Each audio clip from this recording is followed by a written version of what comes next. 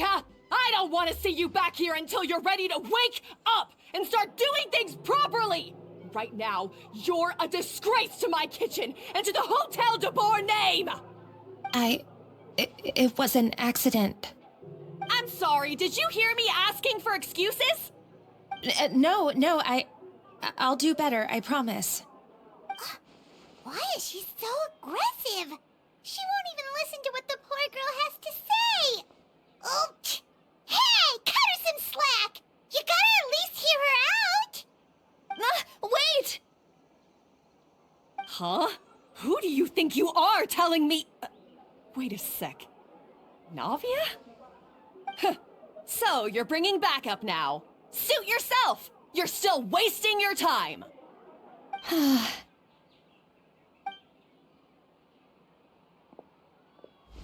Savannah, is this how you always treat your staff?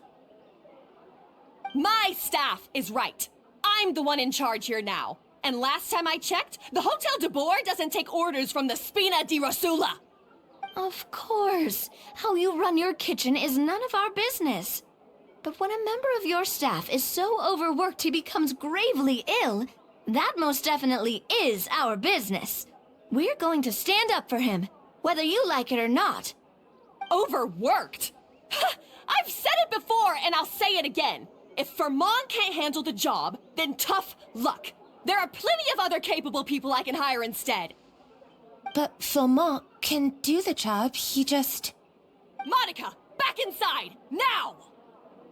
Huh? But you said I shouldn't come back until... Just do as you're told, and not another word out of you! Come on, we have work to do! Wow, what a horrible person! Sorry. Looks like I've dragged you into some drama again. Her name is Savannah. She's the new head chef at Hotel de Boer. Ever since she took the job, she's been enforcing a brutal work regime and putting a huge amount of pressure on her staff. One guy was so overworked, he collapsed from illness. He's been bedridden for days, and he can barely even talk properly. I'm sorry. It's all my fault. I don't deserve to be a chef. At his family's request, the Spina di Rosula is trying to mediate on his behalf. We're not exactly making a ton of progress, as you saw. Savannah is adamant that Vermont's exhaustion and illness have nothing to do with her or how she's been running her kitchen. She's refusing to have any kind of meaningful dialogue with us. Our next thought was to talk to the other chefs at the restaurant and get a better idea of their working conditions. But with Savannah watching them like a hawk, no one has been willing to open up. And that's why I'm here, doing it the old-fashioned way. Camping out, watching, and waiting for an opportunity. Oh, shoot! It all makes sense now. Sorry. Paimon should have thunk before she spoke. Did Paimon ruin everything? Oh, no, not at all, Paimon. Honestly, the way she was laying into Monica, someone had to step in. I'm sure I would have piped up if you hadn't. And besides, I don't really think I'm built for espionage. Yeah, meaning it's gonna be all the more difficult to get the inside scoop now. Oh, I might as well head back to the Fleuve Cendre then. We'll need to come up with a whole new game plan. Paimon will join you, 'cause this is kinda all Paimon's fault. Oh, guys, it's fine. You don't need to worry about it. That said, if you were planning to visit the Fleuve Cendre anyway, let me take you out for a meal. I'll make sure it's a proper feast. A really famous chef just joined the Spina di Rosula's tavern. Her name is... Sorry to interrupt. I just wanted to apologize for the scene you witnessed just now. We shouldn't subject our customers to that. This is a small token from us.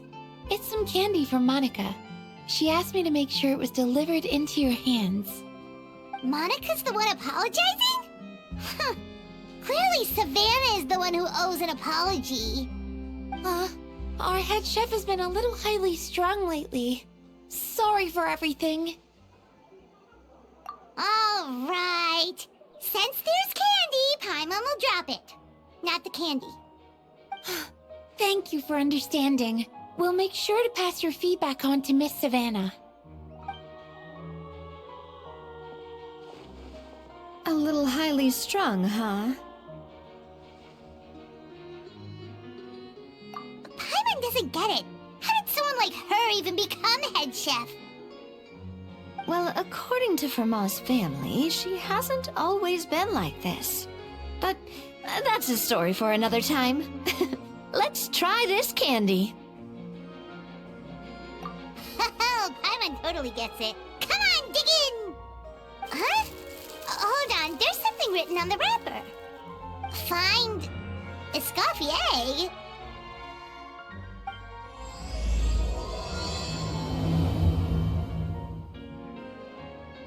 Escoffier? Could this mean... Huh? You know that name, Navia? Yeah. Let's stick to the plan and go back to the Fleuve Cendre for now. That's where we'll find Escoffier anyway.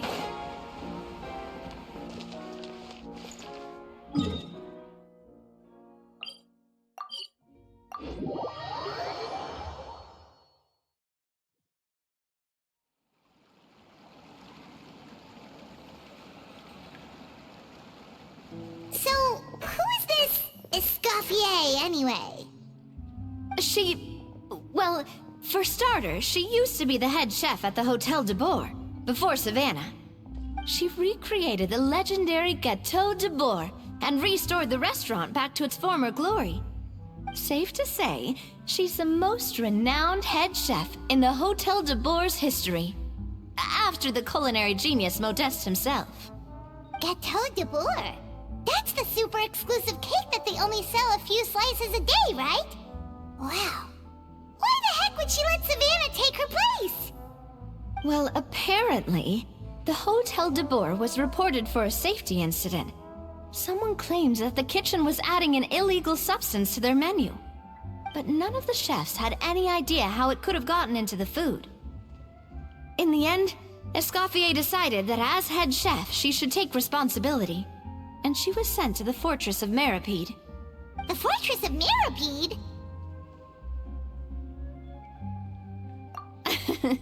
Well, you're right. The quantity of the substance they found was fairly minimal. Even the guards believed the whole thing was probably just an accident. Escoffier didn't have to stay in the fortress for long, but still, by the time she returned, the role of head chef had already passed to Savannah. So that's what happened. Paimon still thinks it's really unfair. Even though Escoffier is no longer head chef at the hotel, she's still well respected by the staff. So, I'm guessing what Monica wants is for us to convince Escoffier to try and negotiate with Savannah on the staff's behalf.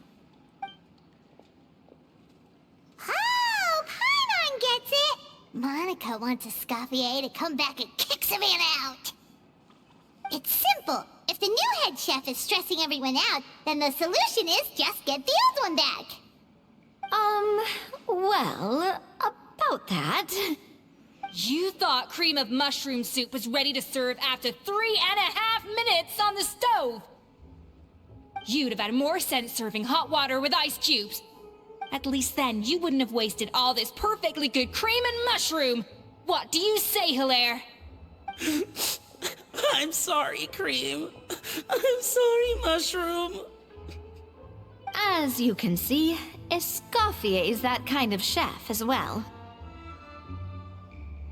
You have to leave it on the heat for long enough to allow those flavors the chance to come out. Don't be fooled by the aroma when the water first starts to boil. Got it? Yes, Chef. Then go back and do it again. The customers are still waiting. Remember where you went wrong and don't repeat the same mistake twice. Yes, Chef.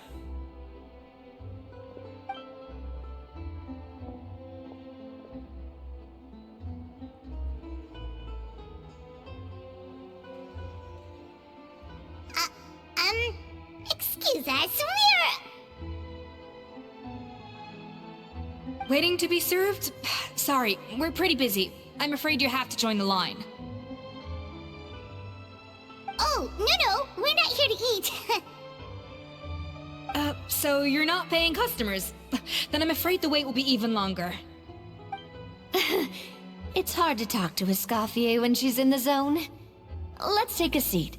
We can catch up while we wait.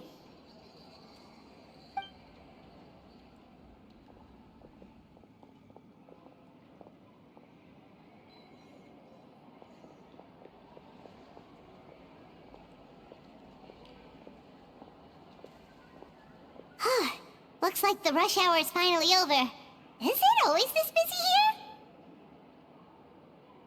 These days, yes. I'd say business has tripled since Escoffier joined as temporary head chef. Well, in her words, the Hotel de Boer doesn't need her anymore. It doesn't look like she's got any plans to go back. I guess I'll be heading off then. Wait, take these home with you. We can't serve them now, and there's no sense in letting them go to waste. Oh, thank you, Chef. For what? Like I said, I just don't want them going to waste. Oh, and tell Fiamma to get well soon, so you're not running yourself ragged every single shift. Fiamma. That's the second time we've heard that name. Who is that again? He's the chef that fell ill from stress. Hilaire is his son, and with Mom stuck at home taking care of Dad, he decided to pick up some work to help pay the bills. Escoffier knows their situation, so she's been making some extra food every day for him to take home. Hey, I heard that, Navia! I've told you before, no one's making extra food. Hilaire is making blunders in the kitchen, and I can't serve his failed dishes, so he might as well take them home. Yeah, failed dishes that just so happen to be nutritionally complete every single time. So you two must be the world-famous traveler and his companion, Paimon. Yes? Is there something I can help you with? Oh, so you know us already. We'll skip the introduction then. We're here to talk about Savannah. Oh, I certainly am. The Spina's headquarters are right next to the tavern. And I've lost count of the number of times Navi has come to pester me about it. But I don't work for the Hotel de Boer anymore. And being ex-head chef doesn't give me the right to interfere with that business. Besides, I'm the one who persuaded Savannah to take the job in the first place. What? Well, she was a much gentler person back then. A little timid, even. She wasn't at all confident that she was the right fit for the role. That's hard to believe. Are we definitely talking about the same Savannah here? Honestly, I do wonder if she's just emulating me. I mean, I'm not the most pleasant head chef to be around either. Anyway, suffice to say that given the history between us, it'll be tricky for me to tell her she's doing her job wrong without coming across like a huge hypocrite. Fiamma and the others probably think that Savannah gets it all from me. I wouldn't be so sure about that, Escoffier. Look at this note we got from Monica. She mentioned me. Whatever shortcomings you feel you have, it looks like Monica still trusts you. As for the others, well, how can you know what they think unless you ask them? Monica. Plus, it's not like we're asking you to storm in there and raise hell. We're only in the initial phase of our investigation. All we're trying to do is get the other chefs to open up to us. Oh, Monica. Oh, Monica. Escoffier? I can't believe her! Powdered sugar is supposed to be applied sparingly. Look at all that on the wrapper. It's thicker than the sole of my shoe. Unbelievable! I won't stand for this. She has to learn. Come on, we're going. Wait, So now she's,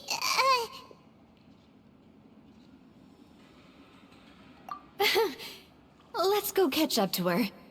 We don't want to keep her waiting.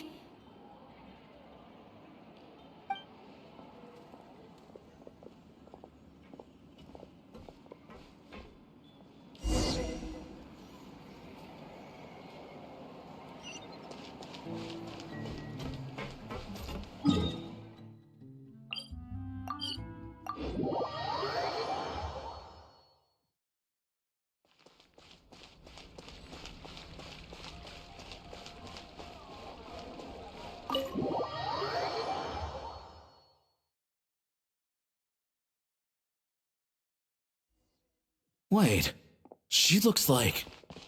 Is that Escoffier? I'm sorry. I'm so sorry.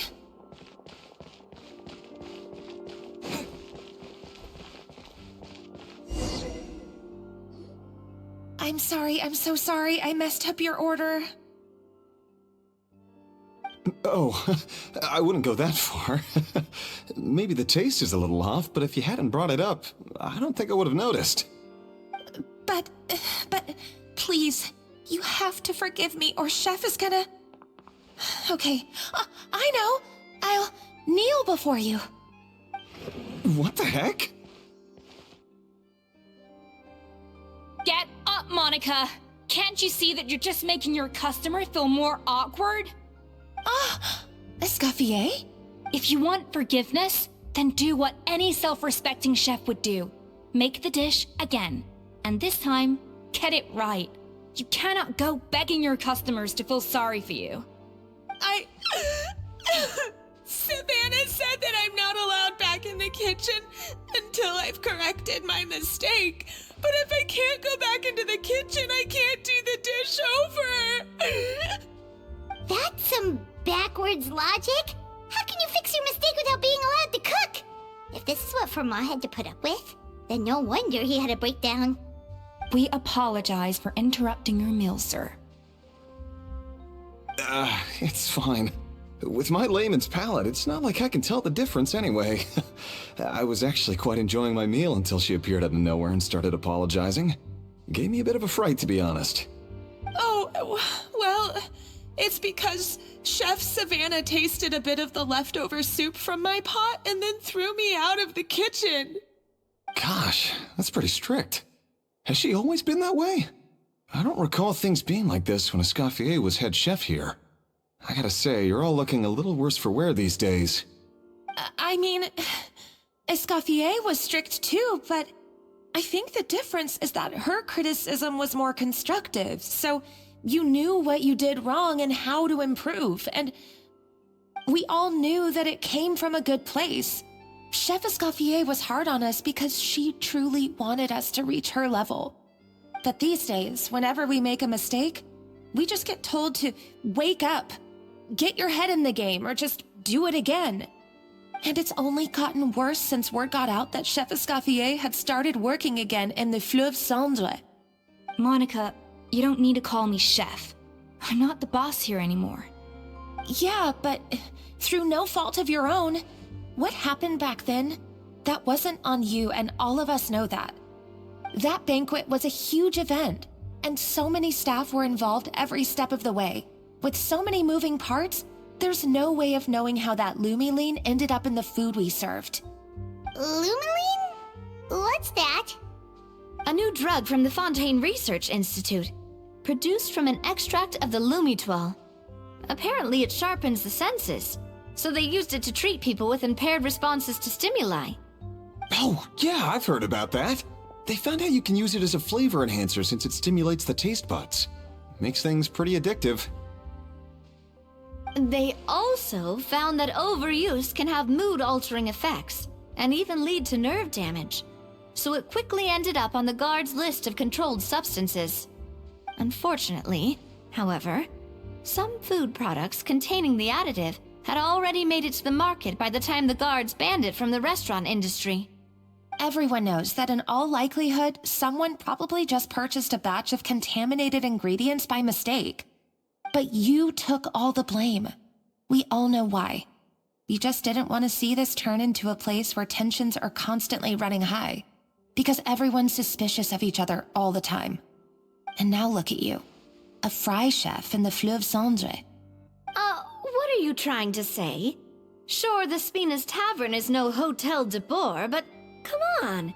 It's not that bad, is it? Oh, the Fleuve Cendre, you say? Great. That's where I'm downing from now on. Monica, I'm very happy with my current job. And there's no changing the past. We just have to let bygones be bygones. Besides, at the end of the day, I was the head chef, regardless of whose mistake it was. Ultimately, the responsibility lay with me. If only Savannah was half the boss you were. I'm sorry? Do you have a problem with my conduct as head chef? No, chef. So, you do remember who's boss? Escoffier? I thought you'd left this place for good. What are you doing back here? What happened to you, Savannah? Why are you acting like this? When I turned this place over to you, You made me the head chef and gave up your right to tell me how to do my job. You're not the boss here anymore, so stop acting like you own the place. Whoa. Sounds like someone has a chip on her shoulder. Oh, Savannah! My God, have you grown a temper since I last saw you? Have you put even half the amount of energy into improving your cooking skills, or are you still using the Pluie Lotus as an off-brand marcotte, thinking no one can tell the difference? That's none of your business! What happened to not storming in and raising hell? Ho ho! I was not expecting to see something this spicy as soon as Escoffier returned. Huh? Fan Agem? Aye, miladies. Might I make a humble suggestion? Given that we have ourselves a tête-à-tête between chefs at the Hôtel de Bord, I dare say it would be de rigueur to settle this the traditional way. The traditional way? That can only mean one thing. That's right. I'm talking, of course, about the tradition established by Modeste himself. The cooking contest! According to legend, the founders of Hotel de Boer, Modeste and Savelli, used this method to resolve all of their disputes. Everything from petty arguments over next week's menu to disagreements over the strategic direction of the restaurant. The cooking contest would decide who had the final say. Huh. Sounds like they had a lot of free time on their hands. Ah, well, it might sound that way to us. But in fact, the cooking contest played an enormous role in motivating chefs to hone their skills, reaching new heights of excellence in the culinary arts.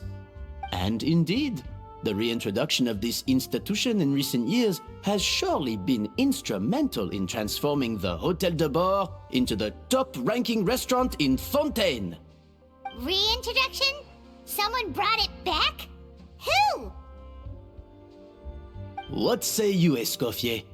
Surely you of all people won't back down from this challenge. It was you who put the rule in place, after all. Sure, I reinstated it, but I'm not a chef at Hotel de Boer anymore. Isn't this bending the rules a little? I see no issue as long as both sides agree to the terms.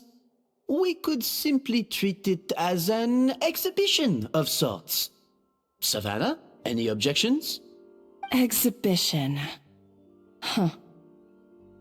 No. If we're going to battle it out, let's put it all on the line. If I lose, it's up to you what happens to me. I don't want anything to happen to you. But if you lose, you hand over the Codex de Boer to me. What? The Codex de Boer? Only the legendary handbook written by the original head chef Modeste. It contains all his secret recipes, including Gâteau de Boer. It's the greatest treasure in Fontaine's culinary world, and only the present and former head chefs of the Hotel de Boer have the right to read it. Present and former? Wait, but that already includes Savannah, though. What do you want that old thing for? You have your own copy, don't you? Don't take me for a fool. You know perfectly well what I mean. I want your copy, the original version, the one you took with you when you left us. I'm sorry, I must be missing something. You know, there's no difference between the original and the copy, right? They contain the exact same recipes. Stop trying to change the topic. What's wrong, Escoffier? Scared you're gonna lose to me? Or are you scared of me getting my hands on the original codex? Savannah, you may remember that we gave her the original as a parting gift to thank Escoffier for her years of service. Asking for it back feels a little, Oh, I'm sure it won't be an issue, as long as both sides agree to the terms. Those were your words, weren't they? And as for the contest itself, let's make it a bake-off. Gâteau de boar, per the recipe in the codex. Well, Escoffier, you against me. Are you in or out?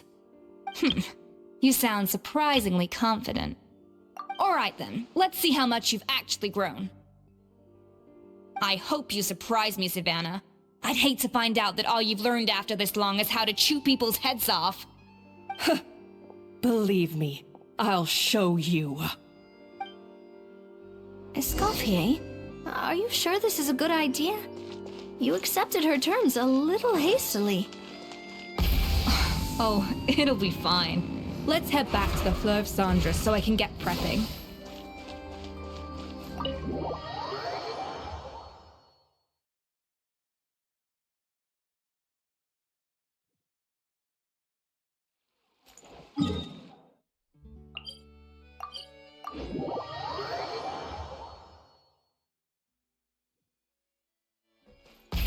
Rev the engines!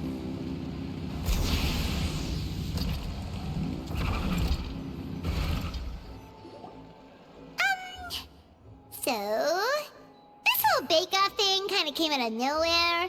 Was it really sensible to just go along with it? Well, I got a sense that she's holding something back. But we chefs always express ourselves in our cooking. So if she won't talk, this might be the best way to find out what's really going on with her. Huh? Holding back? Sure didn't sound that way to Paimon. Escoffier only picked up on it because she's the same way. Always closed off, never letting you know what she really thinks.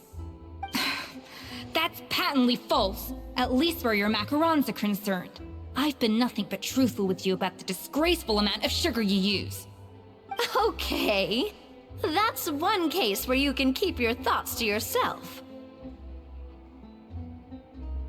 Oh, that? Well, it's not so much a recipe book as a diary of Modest's adventures. Back in the day, he and his good friend Savelli explored far and wide, partly adventuring, partly looking for new ingredients and developing new recipes.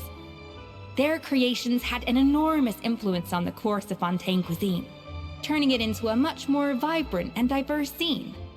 For instance, legend has it that the original Gâteau de boar was made using a special secret ingredient that Modeste discovered on one of his adventures. So rare was the ingredient that they could never make more than 16 slices of the cake per day. But everyone who tried it claimed that it was one of the most blissful and invigorating things they had ever tasted. Modeste and Savelli went on to found the original Hôtel de Bourg, which catapulted them to stardom in Fontaine's culinary world. Especially Modeste. He was hailed as a once-in-a-generation genius, and over time, the recipes from his adventure log became known as the Codex de Bourg. Ah, Paimon's heard this kind of story before. Armed with the Codex, the Hôtel de Bourg took its rightful place as the finest restaurant in the land, serving those recipes for centuries to come. Something like that? What? No, of course not. Cooking is a constantly evolving art form. How can any restaurant survive if they only served food that was popular last century? Anyway, never mind centuries. Savelli and Modeste parted ways not even 10 years after their rise to fame. Then, Modeste passed away while he was still in his prime. And that was it. The end of the Hôtel de Bourg's heyday. It fell into decline, and for most of its history, it was just a nondescript place with a couple of cheap tables. It's only in recent decades that it started recovering. Even then, it still took numerous relocations and changes of management before we finally ended up with Vanigem and the restaurant we have today. Oh! So the Codex really isn't all that, then. Paimon figured it was like one of those mystical books they have in Liyue's martial arts novels, where the main character learns all their secret powers from. Yes, well, that's fiction, and this is reality. You can't meet the tastes of modern diners by following some ancient recipes from a dusty old book. Case in point. Even the Gâteau de Bourg they sell now is actually Escoffier's reimagination. Wait, really? Why though?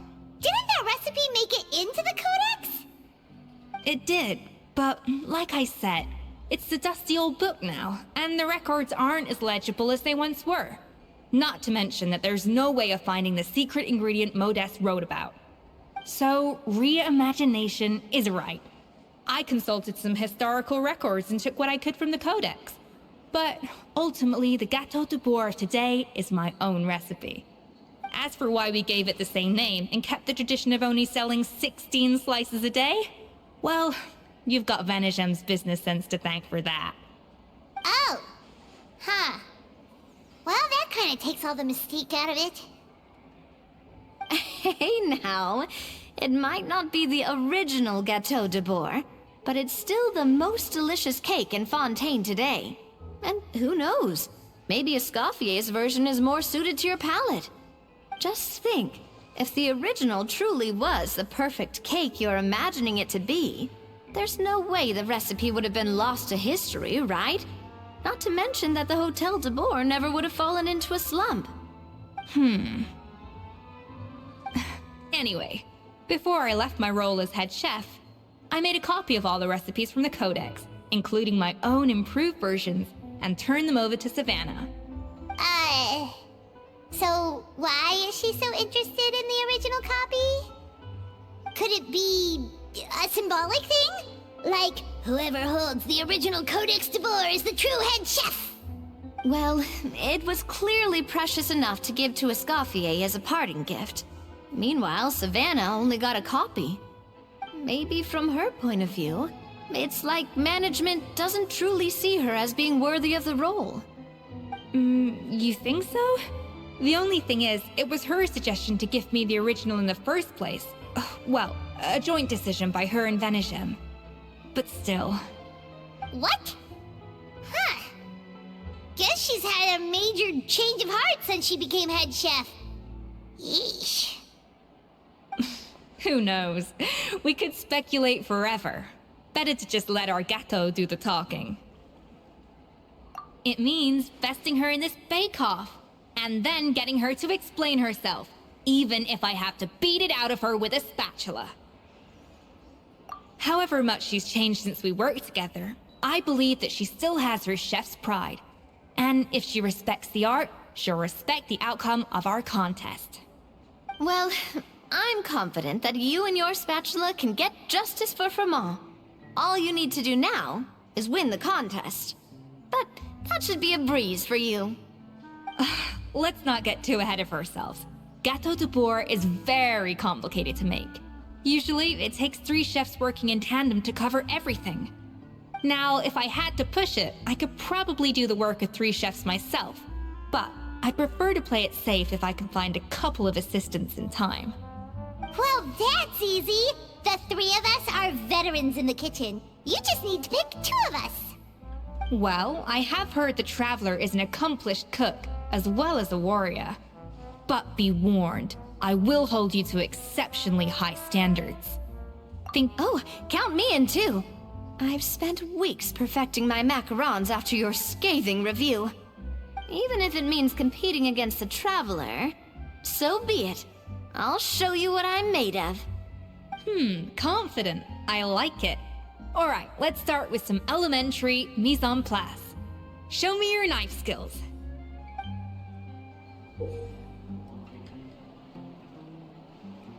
I've always called it chopping stuff up, not mise en place. But It's basically the same thing, right? Oh, Navia. The difference in your cake. Looks like you found that easier than I expected. Yeah, thankfully it was pretty straightforward in the end. You made it sound like we'd be carving statues out of fruits or something. Well, brace yourself, because the next step is anything but straightforward. I'll be using this cold press to extract flavor compounds from the ingredients. A kind of special food processor I got the Fontaine Research Institute to make for me.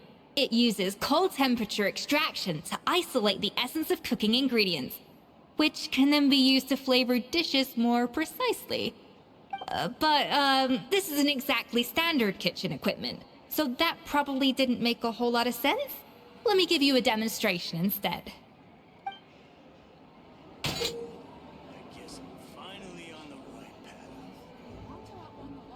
Custom-made equipment from the Fontaine Research Institute, huh?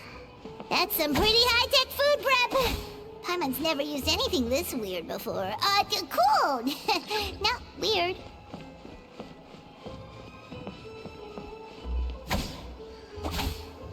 A dash of frosting!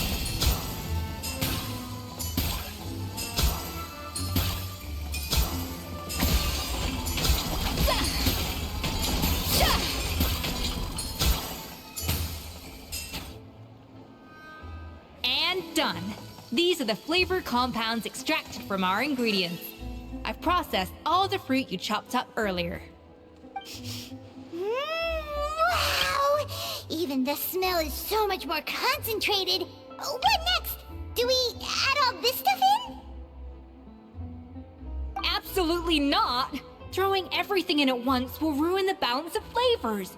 We have to go slowly and carefully to calibrate the exact flavor we want. I'll demonstrate again. Now, watch closely.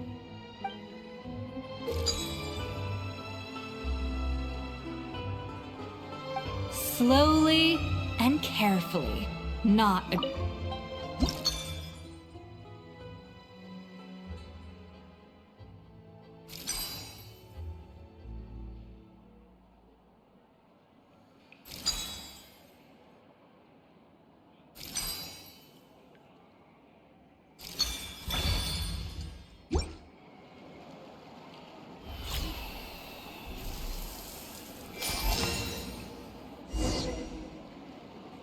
And voila! Now it's your turn.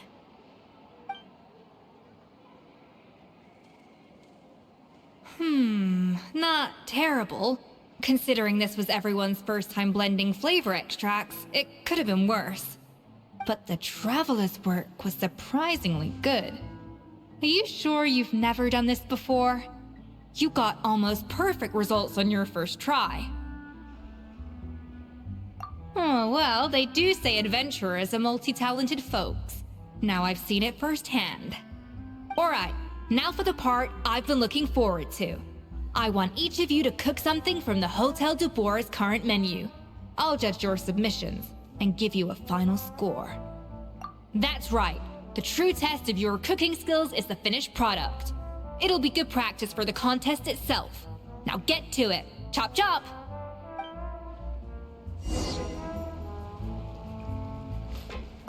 How's it going? Have you picked a dish yet? Choose wisely. I expect you to present the most delicious thing on the menu.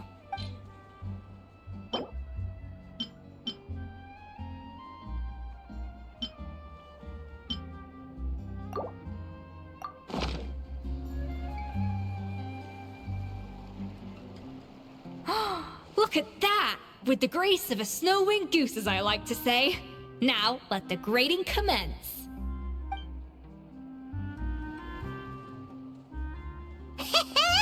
Pretty good, right? Not to brag or anything, but Paimon's a bit of a connoisseur when it comes to la food. 6 points.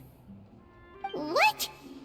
Oh, well, fair enough. Paimon doesn't cook all that often, so as long as it's a pass. That's 6 out of 100. What?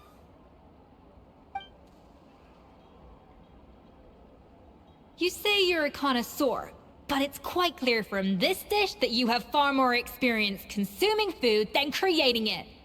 By that logic, I suppose you think listening to Lady Farina on repeat every day would make you an opera singer. Aww. Oh, me next!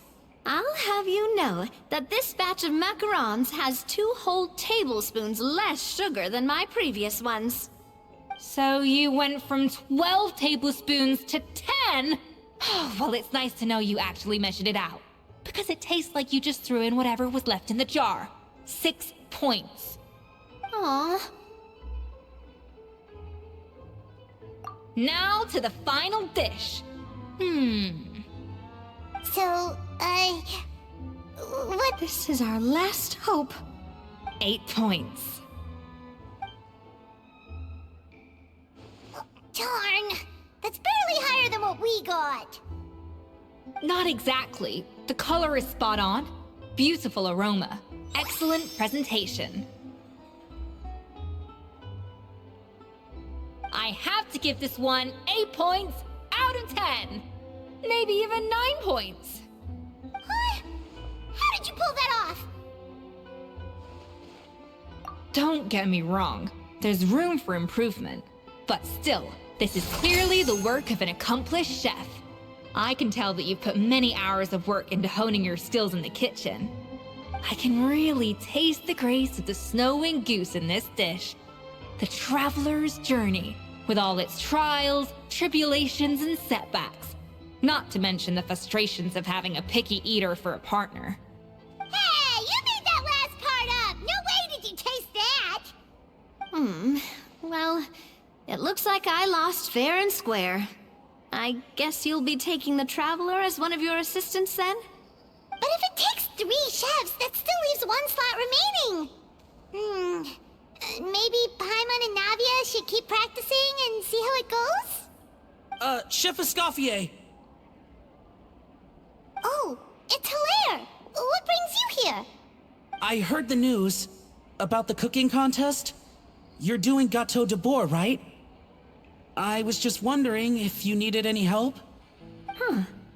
And you think you're up to the task, do you? Oh, no, I know I'm not there yet. It's actually my dad who wanted to help.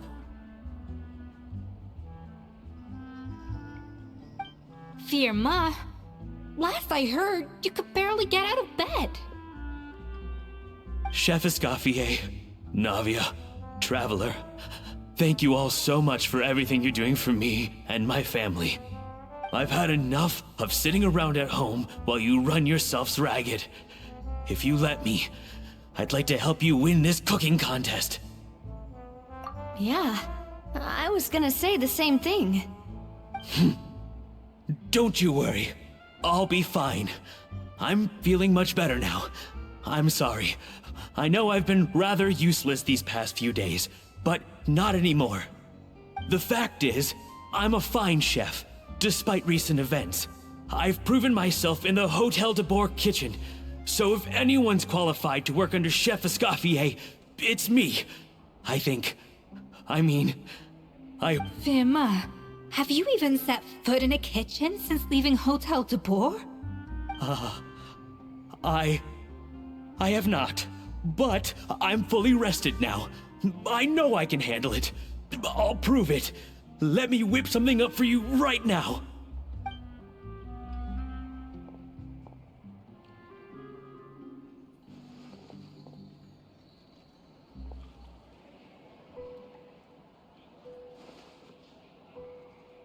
Huh? That's strange. Why are my hands shaking? What do you call this, Firma? I can't seem to grip my knife. Do it again! Again! Again! I... Hopeless. Get out of my kitchen yesterday.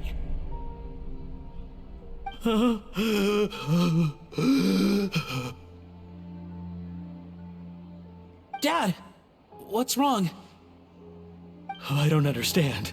I was feeling so much better, and then I Will I never be able to work in a kitchen again? Dad, talk to me. What happened? I think the real issue here is not physical exhaustion, but psychological trauma. Monica, when did you get here? Probably because you were all concentrating so hard on your cooking. I didn't want to interrupt your flow. But anyway, I'm so sorry. If only I'd known how serious your situation was, I would have stood up for you sooner. You have nothing to apologize for, Monica. During those long nights of redoing every order, you were the only person who looked out for me. Oh, come on. All I did was make you some tea. I doubt it was much help. Savannah was so ruthless toward you. I probably should have brought you something stronger. She sounds like the worst. All right, another Savannah horror story. Let's hear it. She's been getting harsher and harsher on us ever since she heard about Escoffier's new role in the Fleuve Cendre. Seems like no matter what we make, she'll find something wrong with it. What is this? It looks like a dog's been at it! In the trash now! Then she orders us to redo the dish again and again, but we never know what's going to make her happy. Do it again, do it again, do it again!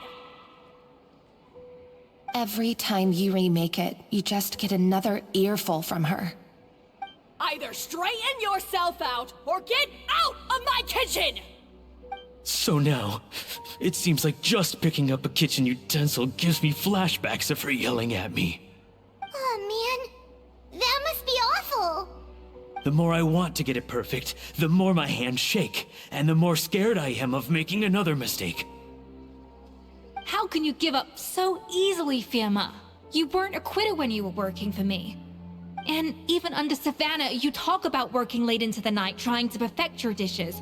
That says to me that you still hadn't lost that determination to prove yourself. What changed? I don't know what's come over me. When I think back, I just remember feeling like my heart and my hands were growing heavier and heavier as the shift went on. Each time I had to redo a dish, my heart sank a little further. Maybe Savannah was right. Maybe I am just hopeless at this. Dad. I see. Well, it sounds like there are some deep issues at work here. Ones that won't be resolved by merely seeking compensation. I will win this contest, and after that, I encourage you to approach Savannah and talk this out. But what if you can't find another assistant in time? Clearly, I'm in no state to help out. You think being one person short will ruin my chances? Let's not forget, I taught you and her everything you know. Even if I had to go it alone, I would present the perfect gâteau. Oh, well, Paimon and Nadia will still keep practicing, just in case. And so will I.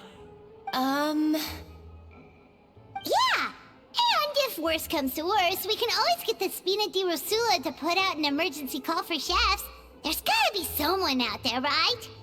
Actually, I thought maybe I could help. That's sort of why I'm here. What? Why didn't you say so? I was going to, but then... well, this is the first chance I got. You do this for us? Thank you so much, Monica. All right, fine by me. But aren't you still working for Savannah? Joining the other side seems like a guaranteed way to put your future employment in jeopardy. I know, but it's all right. I've made up my mind. With the way things are, I can't keep working for Savannah much longer anyway. Unless I want to become the next Firma. I'm done with sucking it up. It's time to try and turn things around. If this cooking contest can get Savannah to see the error of her ways, then I'm sure she'll forgive me for this. Well, Paimon didn't think we'd be poaching from Savannah's staff to get our third person, but there you go. Anyway, Monica's a professional chef, so nothing could possibly go wrong now. Great! Then it's settled. And to congratulate you all on making the team, I propose a Spina-sponsored meal to celebrate. Spina-sponsored? Wait, you mean I'm cooking? Well, I promised the traveler a feast in the Fleuve Cendre. And I know how much you've been looking forward to it. Yeah! Feast, feast, feast! All right, if you insist, then prepare for some of the finest food of your lives.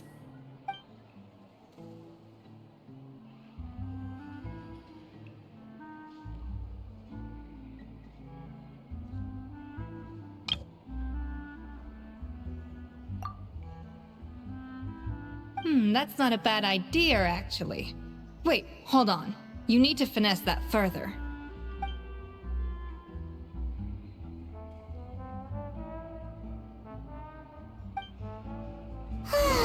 That was a dream come true. I never knew Fontanian cuisine could be this good.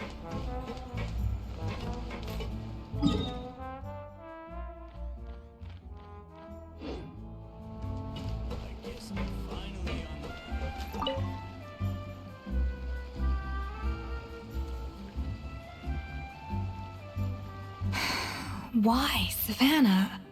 Why? Oh, nothing. I was just flicking through the original Codex de Boer. I wanted to see if there was anything I'm missing. Something I hadn't noticed before. That might explain why Savannah's so desperate to get her hands on it. But I can't find anything. It's just some hastily scribbled recipes in between diary entries from Modeste's adventuring phase. And most of it's not even legible anymore. The copy I gave her not only has all the recipes in full, but even includes my own private tips and notes from years of experience. Surely that's infinitely more useful than this old thing. Yeah, maybe.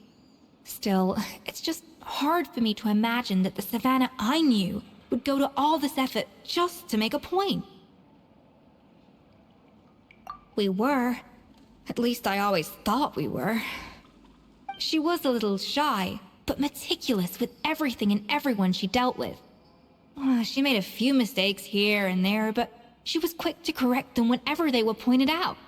And she was always striving to improve as a chef. Those qualities are why I recommended her to replace me as head chef. I never imagined for 1 second that she'd cause Fiamma and the other staff so much grief. Well, I mean to an extent, of course. I pushed hard for her to get the role. And the idea that she turned out like this because of me is difficult to come to terms with. I wonder if this is how Modeste felt back when he was writing the Codex. Yes, with his good friend and co-founder of the Hotel de Boer, Savelli. The story goes that after Modeste unveiled his Gâteau de Boer and was hailed as a culinary genius, he was admired and adored by all. But his newfound fame slowly drove him and Savelli apart. Unlike Modeste, whose every new creation was an instant hit, Savelli seemed to face setbacks every turn. Doors that would swing wide open for Modeste would shut in Savelli's face. And with Modeste being whisked off to all manner of functions by his celebrity friends, he had less and less time to discuss the culinary arts with Savelli. People started gossiping about Savelli, and their relationship between the two gradually soured. Everything came to an abrupt end when Modeste, still in the prime of his life and still hailed as a genius, suddenly died from an acute illness. And that was it. They neither had a decisive split, nor got the chance to properly reconcile. Their story just came to an end.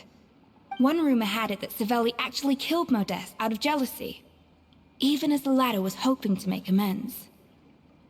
Unlikely. It's a popular theory, but there's no real basis for it. At least there are no records of Savelli ever being convicted of a crime. Still, beyond a point, there's no way of knowing what truly happened in the past. All we can do is try to make sure the present doesn't quite go as badly. And that's why I have to win this contest tomorrow. Then get the truth about everything that's been going on, even if it means cracking her open like a nut. Really? Well, I like the confidence. Don't let me down tomorrow, then. You better bring your A game.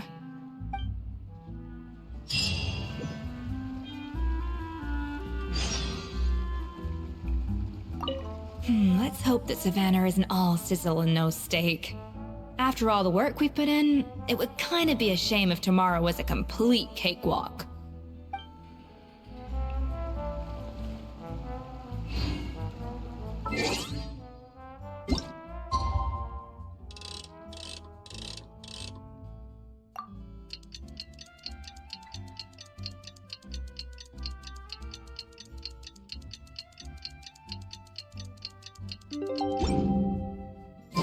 It's Cooking Contest Day! To the Hotel de Boer! Toot sweet!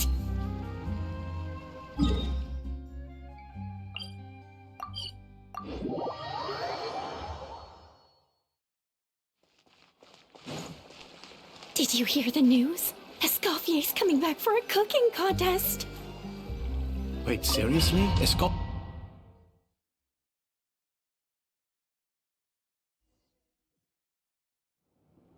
Mesdames et messieurs, welcome one and all to the Hotel de Boer and to this most exciting of cooking contests.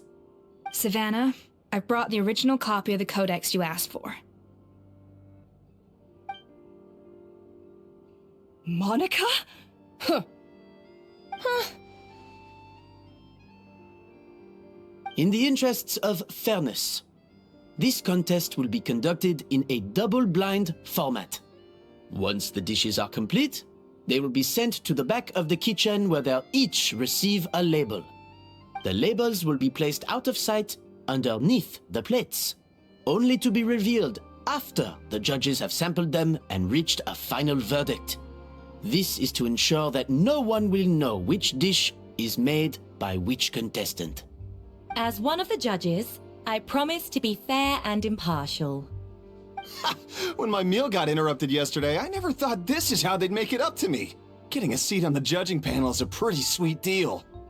Both contestants have taken their positions.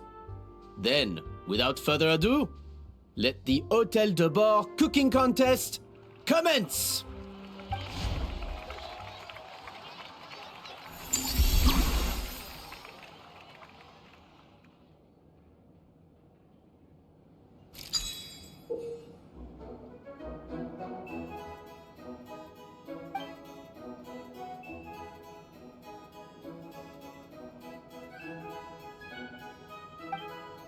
Monica, even the best chef in the world can't flavor their food without prepping the flavoring, right? Alphonse! Gaspar! Get to work! Do not disappoint me! Looks like our two head chefs are raring to go. Like an oven on full blast, this competition is quickly heating up.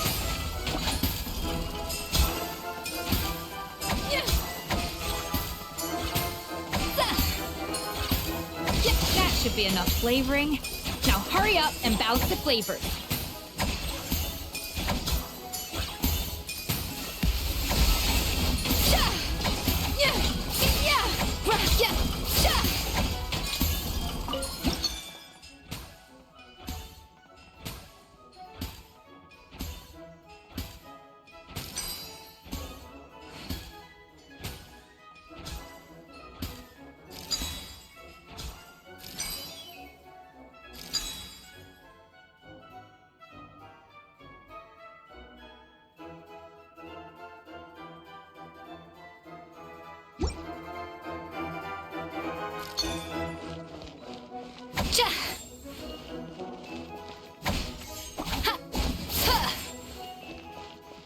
A little amuse-bouche!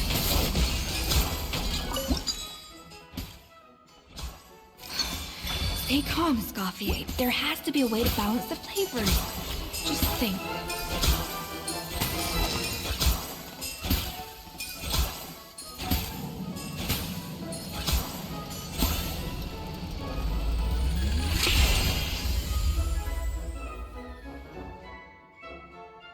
Come on,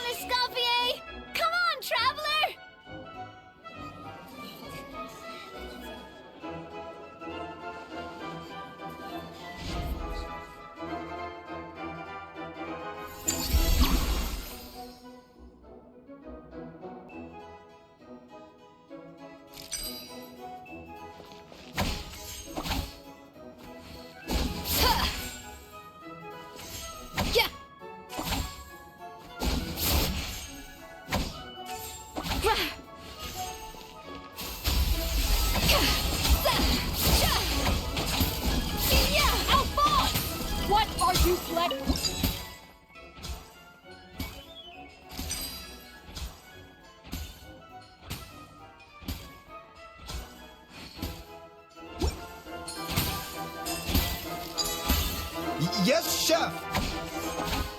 Oh, tension in the ranks on Team Savannah. Will this slow their progress?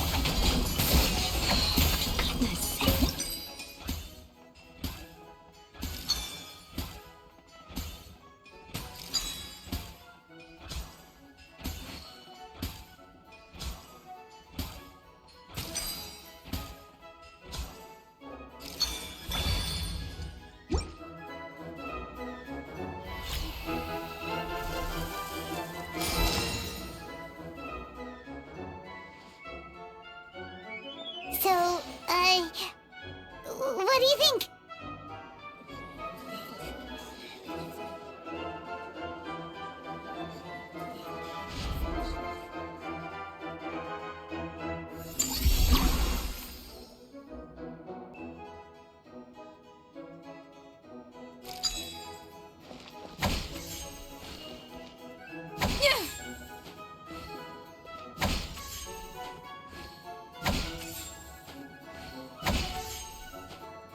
Escoffier is already on the final step of the recipe. Let's check on Savannah's progress. I think this flavor profile is still a little bit off.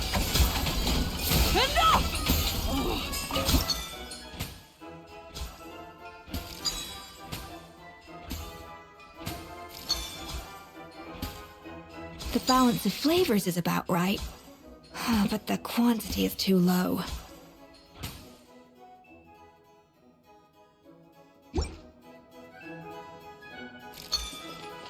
Wow! Is Savannah serious? Can she really?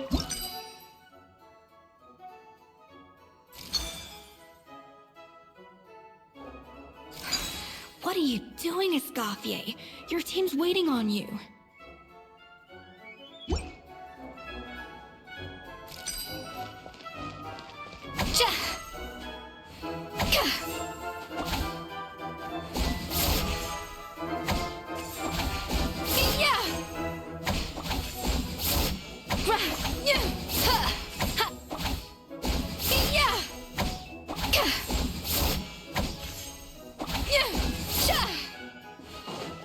A dash of frosting! Yeah!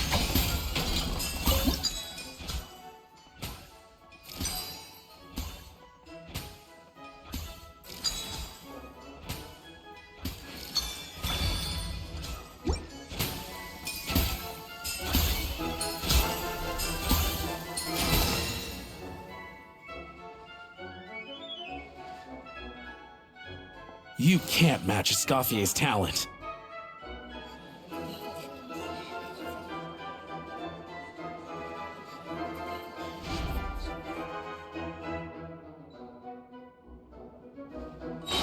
I present to you Gâteau de Bourg.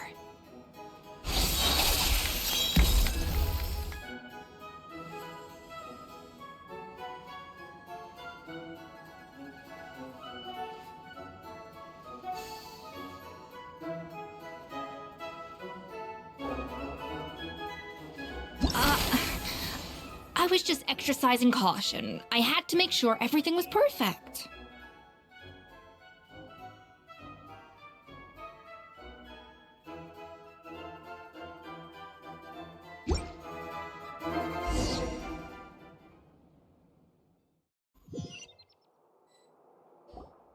Time's up! Contestants, please take your dishes to the back.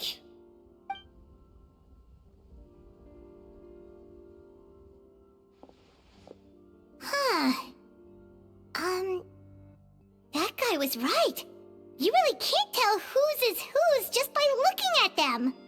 We both made the same dish after all. For all her flaws, Savannah's a talented chef who earned my recommendation for good reason.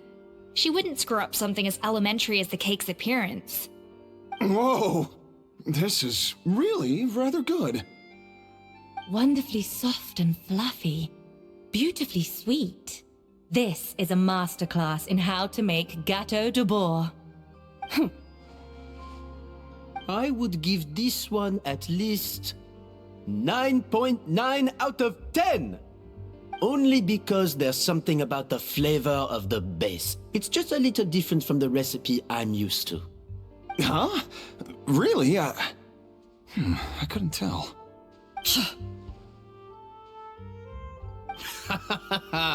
All right, on to gâteau number 2.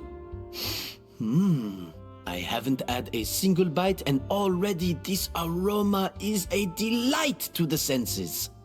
I have a feeling that this gâteau will be a gâteau for the ages.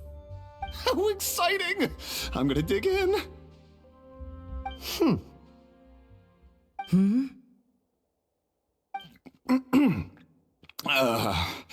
I think maybe someone got a little carried away when they were adding the sugar. Not just the sugar, it's the flavors too. This is all over the place. Who made this? It appears the decision is unanimous. This gâteau is far below the standard we would expect. And Paimon thought this might actually be close. Turns out she can't bake to save her life. Something's not right here. Savannah may not be perfect, but no way is she this sloppy. I can now declare that the creator of the first gâteau has won this cooking contest. Now, all that remains is to turn the plate over and reveal the chef's name underneath. What? It's Savannah? No! That's impossible! Hey, Savannah! You cheated, didn't you? You cheater! What did you do? Oh, you swapped the plates, didn't you? Well, someone's a sore loser. These cakes went from the oven to the judge's table without me ever laying a finger on them. And everyone here can attest to that. It was Vanejem's staff who labeled them in the kitchen. If you're looking to accuse someone, why don't you start with them? Isn't it more likely that Escoffier's lost her edge? Oh, or maybe her assistants let the team down. You take that back! Judges, we demand a rematch!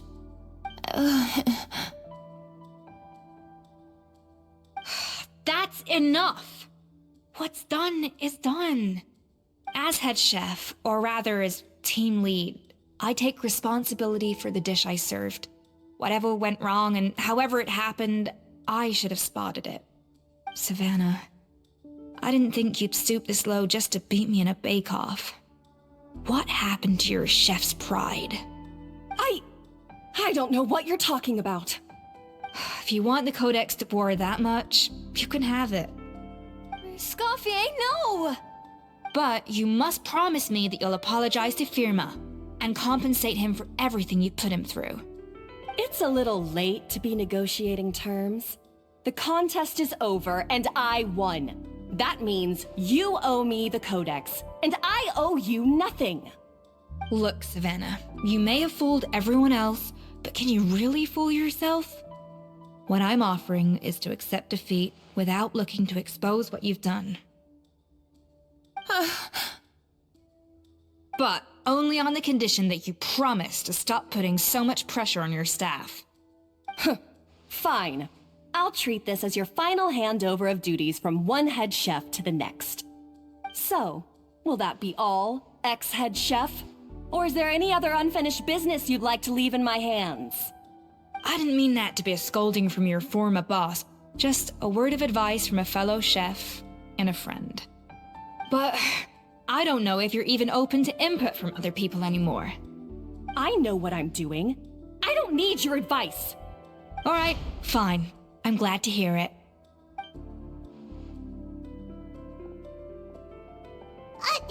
Escoffier? The Codex de Boer! Finally.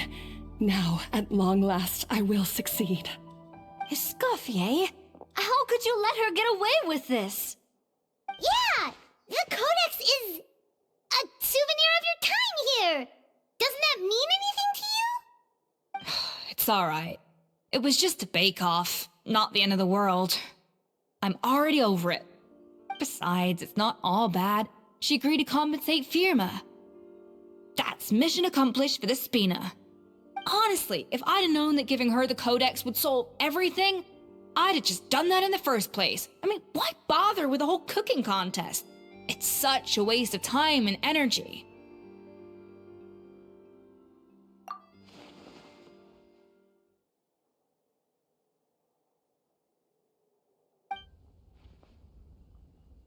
No. No! This doesn't make any sense! Huh? That's it? No secrets, no nothing? I don't believe it! This can't be happening. Oh, Chef Savannah! Savannah?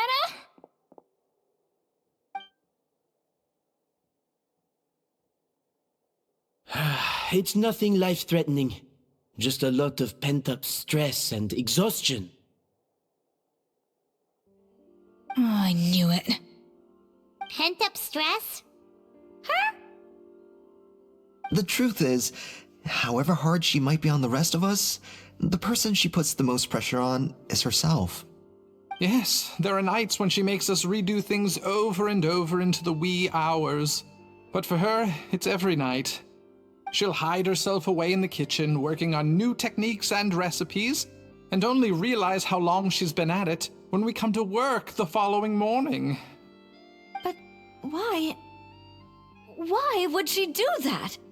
Our best guess is, she doesn't want to be seen as less of a chef than Escoffier. And there it is. Even so, that's no excuse for taking her anger out on the rest of you. Yeah, and it's definitely no excuse for cheating in the cooking contest. About that, we honestly have no idea how she did it. We were focused on our own work the whole time, like she asked. Leone and Algalia were the ones I tasked with labeling the cakes. I've already spoken to them both. They're at a loss to explain it too. Not to worry. Come on, join me downstairs. I'll interrogate the guilty gâteau myself.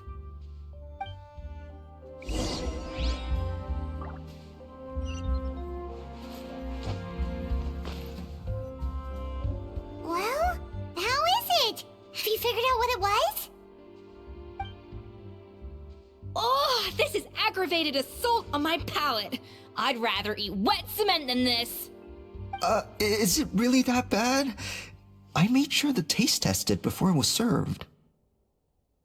Oh, relax. This isn't your cake. Savannah never switched the plates. The offending flavors are coming from in between the icing and the cake base, which means someone tampered with it while it was being made. Or in other words, we have a traitor in our midst.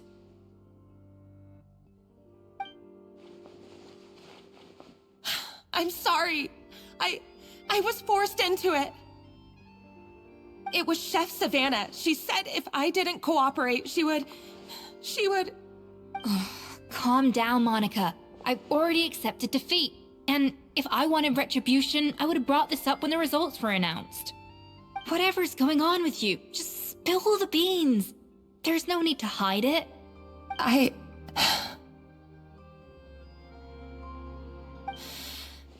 I was the one who caused the food safety incident that one time. Food safety? Wait, you mean the Lumaline incident? So you procured the contaminated ingredients? I think so. Savannah and I were on procurement that day. I didn't check everything as well as I should have, and so I let contaminated ingredients make it into the kitchen. But I swear I didn't do it on purpose. I had no idea there was an issue with them, and I didn't know it would end up with Escoffier going to jail. But the last thing I expected was for Savannah to use it as leverage to blackmail me with... This is crazy! So Savannah pressured you into sabotaging Escoffier's cake by threatening to expose your secret if you didn't? I know, it's terrible. I'm so sorry. I was so scared. The thought of Chef Escoffier finding out that I put her in jail, it made me freeze up with fear.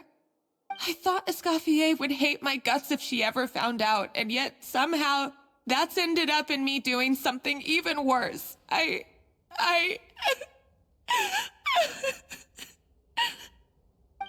Seriously? All this fuss over a little slip-up? Huh? Firstly, it's not like I got a life sentence. I did my stint at the fortress, and now I'm out. And secondly, I had my own reasons for leaving the Hotel de Boer. This wasn't the only factor. So, you don't need to feel ashamed or frightened or anything like that.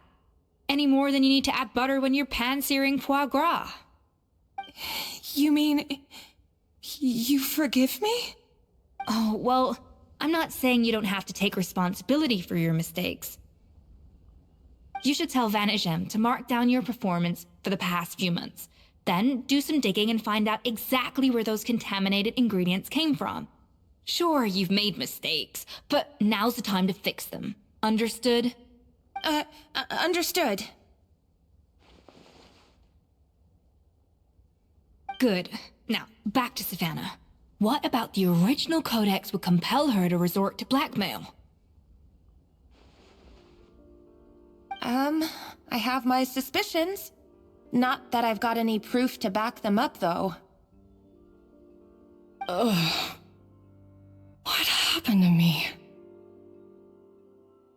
I've overheard some customers murmuring about how the Hotel de Boer hasn't been the same since Escoffier left. They think our menu doesn't taste like it used to, especially our signature items. Now that you mention it, I noticed it during the contest too. I couldn't put my finger on it, but the flavor seems subtly different from how it used to be. But the difference was so small, I'm sure no one would notice it besides our most loyal customers and true dessert connoisseurs. Still, as head chef, it's easy to see why Savannah would get so hung up on it. So many times I've seen her make the cake base over and over again, late into the night, determined to match Escoffier's version. But something's always slightly off every time. Yeah, I've noticed that too. Never really gave it much thought, though.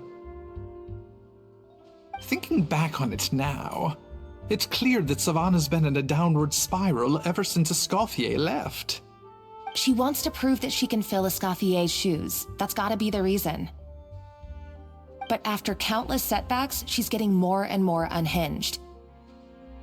And at some point along the way, she switched from doubting herself to doubting Escoffier. Doubting Escoffier? For what?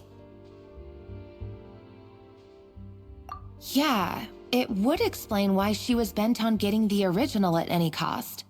She must have thought Escoffier purposely omitted key details from her recipes when she copied them out.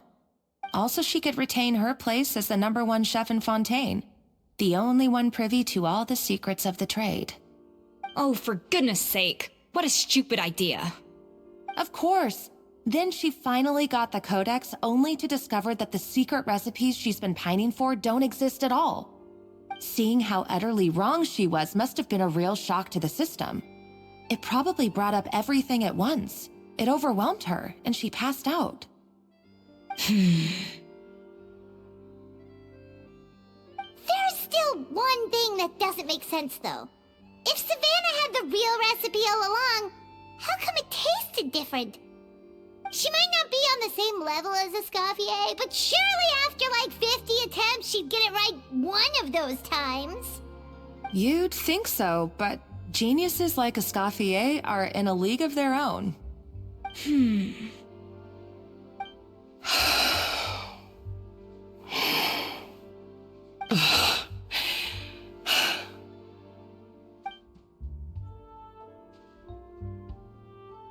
New head chef, you say?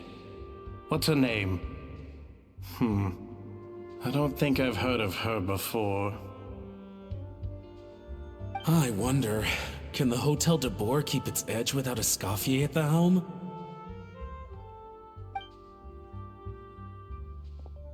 This tastes different from last time. Is it undercooked or something?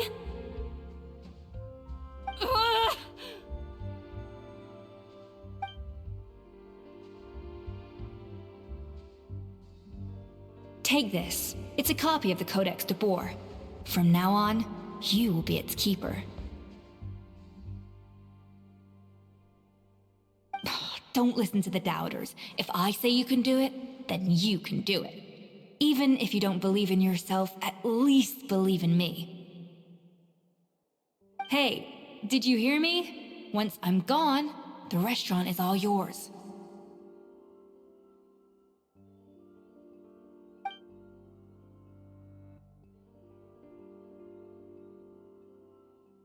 All this time, I've been blaming other people, but maybe I'm the problem.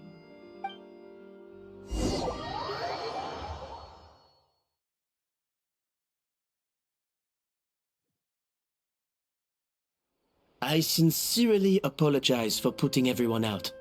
Savannah's awake now, but I don't think she's ready to speak to anyone yet. Let's give her the day to calm down.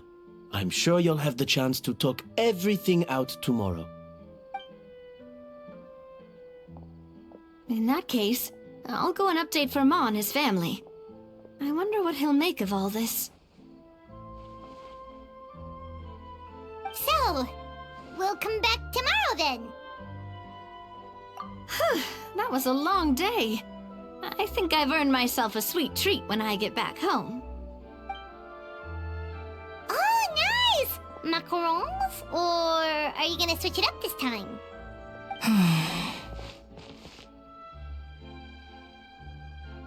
Traveler, how much do you know about the snow-winged goose? Every year, they migrate long distances in search of a suitable home. There's always one goose at the front whose job is to lead the flock. Fontaine poets often use the image of that goose to explore the ideas about leadership and genius. They usually imagine someone who's a cut above the rest, a model of perfection. But what those poets don't know is that during a migration, the lead goose is always changing.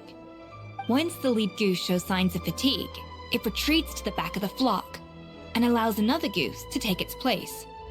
So the truth is that leadership, with all the responsibilities and pressures that come with it, it's something that everyone takes turns at. But we humans completely miss that fact when we project our own ideas about social hierarchies onto them. I guess what I'm saying is, I don't buy into this notion that there's some sort of gulf between normal and genius. Cooking is a science, not magic. Given the same ingredients, same recipe, and same environment, I see no reason why two different people shouldn't be able to create the exact same dish. Of course, some people have a more sensitive palate than others, and some people are just born bolder or more conscientious. But these are all variables that can be accounted for with time and practice. I'd have no reason to expect so much from others if I believed that perfection can only come from the hands of a genius. The only reason I hold people to high standards is because, well, I believe they're capable of greatness. Okay, I've made up my mind. I'm gonna get to the bottom of why Savannah failed. And come tomorrow, I'll give her the scolding of her life, pointing out all the mistakes she's made along the way. Then she'll finally see the error of her ways.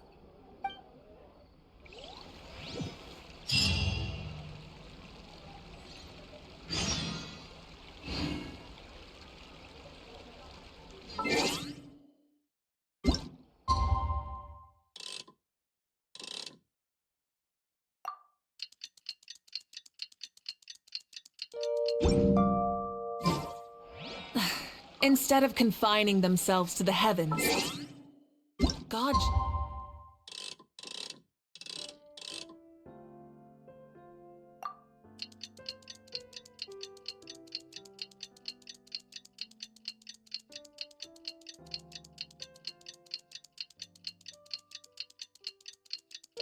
broaden the horizons and the world below.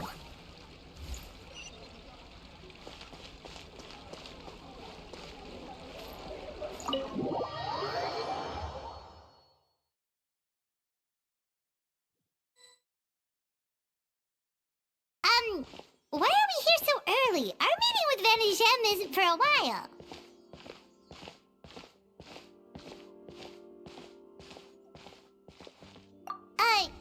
Check on her? Why? What happened? Oh no. Escoffier, are you alright?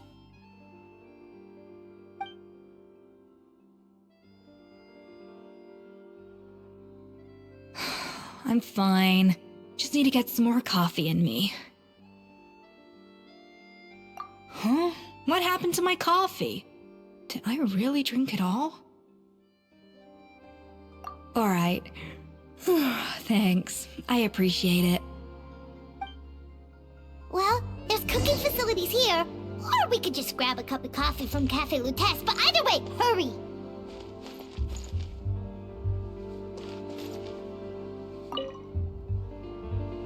Coffee. Need coffee.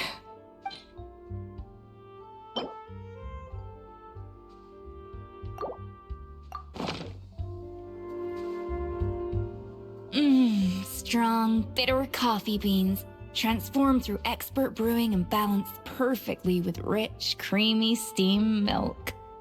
Wonderful. I feel much better now. Thank you so much, Traveler and Paimon. Glad to hear it, but make sure to catch up in your sleep when you get the chance. I think I figured out where the problem lies. Honestly, it's ridiculous.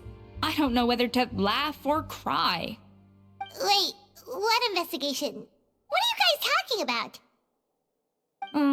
I'll save it for when everyone else gets here. It's so stupidly small, I can't believe it's caused so much drama. Yes, except my failures were stepping stones to success. Escoffier, have you seen Savannah? Huh? No, not since yesterday. Why? What's wrong? After seeing her home yesterday, we were all a little concerned about how she was doing. So, I dropped by her place early this morning to check on her.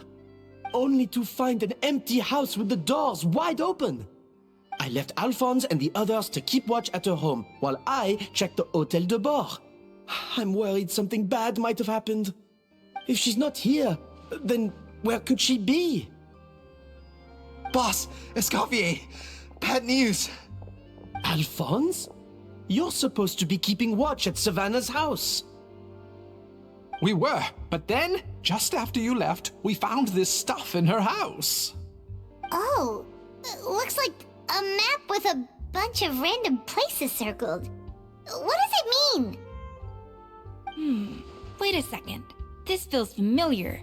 I'm sure these places are all connected somehow. Of course, from the Codex. They're all places that Modeste explored on his adventures. Yeah, but I don't understand. The adventure logs in the Codex are too fragmented to be of any use. How come this map shows all the missing details?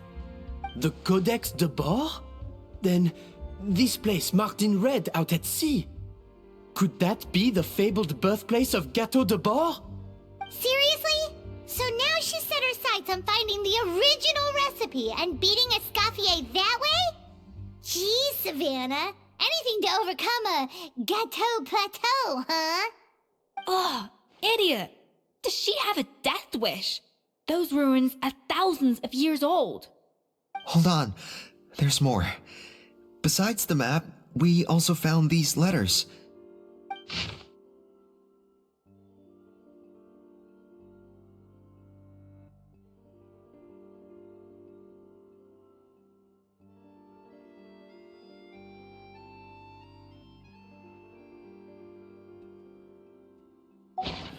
It was you. You let the Lumaline through, didn't you? It sounds like a threat letter. Does this mean that Savannah was responsible for the safety incident? And not Monica after all? Retrieve the Codex by any means necessary. So the cooking contest and the cheating. Someone else was behind her pulling the strings? She's keeping the true recipe to herself. Ugh, this is all such a mess. Paimon needs a second to process this.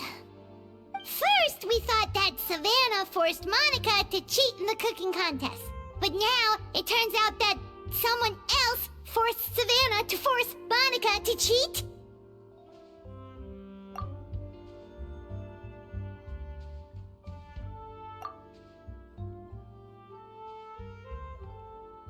You're finally here. Of course. I should have put two and two together as soon as I read your threat letter. The food safety incident, the demand for a cooking contest, the instruction to blackmail Monica. Even the suggestion that Escoffier was keeping secrets from me. It was all part of your grand plan, wasn't it, Monica?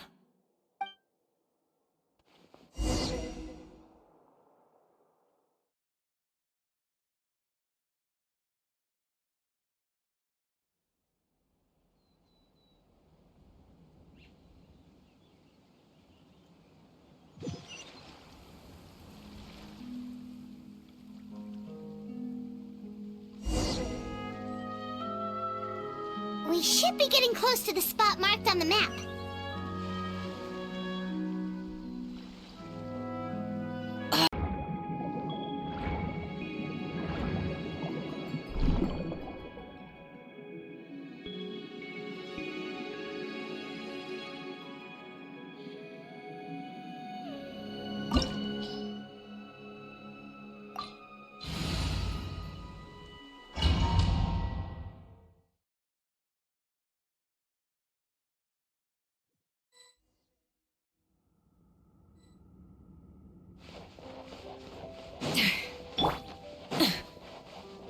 Full throttle!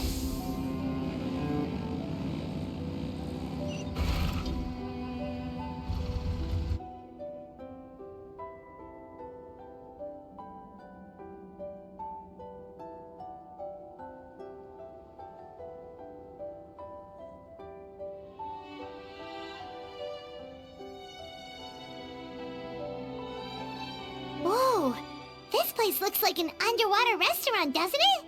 Suddenly, the idea of an adventure chef finding secret ingredients makes a whole lot more sense. I think Modest's codex mentioned this place.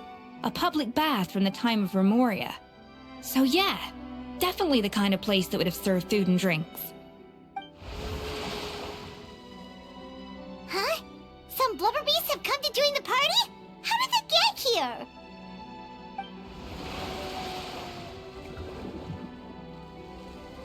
Aw, they ran off! That could be easier said than done. Something's blocking the entrance. Well, did Modeste mention it in his adventure logs by any chance? They must have gotten through somehow. Good point. Yes, that's right. It's coming back to me now. We prepared a banquet for our shy little guests, and as the food flowed away on the current, they broke into a joyous chorus, and the path opened to us. We have to feed the blubber beasts? With what? There's nothing here besides rocks, romaritime flowers, and lumitoile. See, this is why you should always bring snacks. You never know when you're gonna need them. Now we have to head all the way back to shore and grab some. There's no time for that. Romaritime flowers and lumitoile will have to do. They may not look appetizing to us, but who knows? They could be blubber beast delicacies. Wait, we're seriously gonna try this?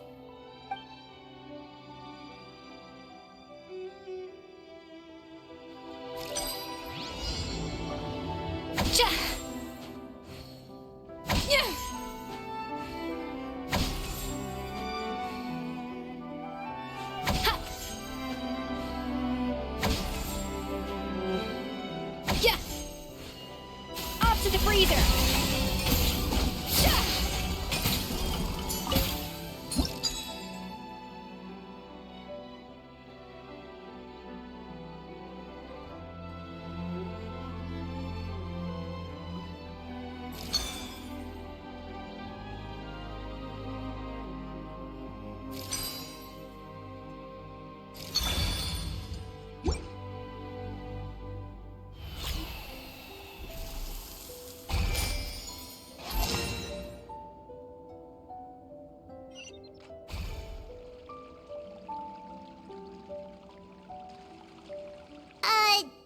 beasts or not, are we sure this stuff is edible? Trust me, they'll love it. Oh, good question. If we try to put them in the pool, we'll probably just scare them off again, and who knows how long they'll be gone. Yes, we can't afford to wait for them to double back. Oh, what was it that Modeste said again? Something about the food flowing away on the current.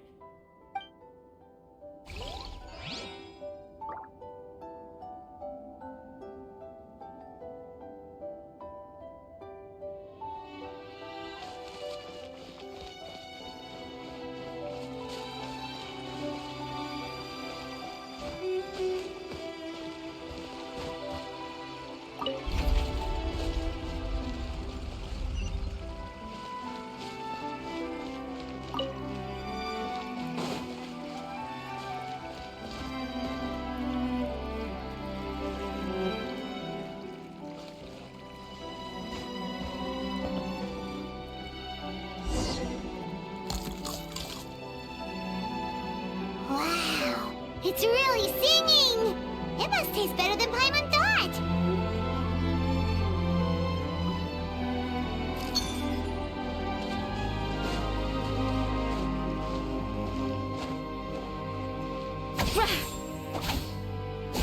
Yeah! The tracks turned back again. Oh, so annoying.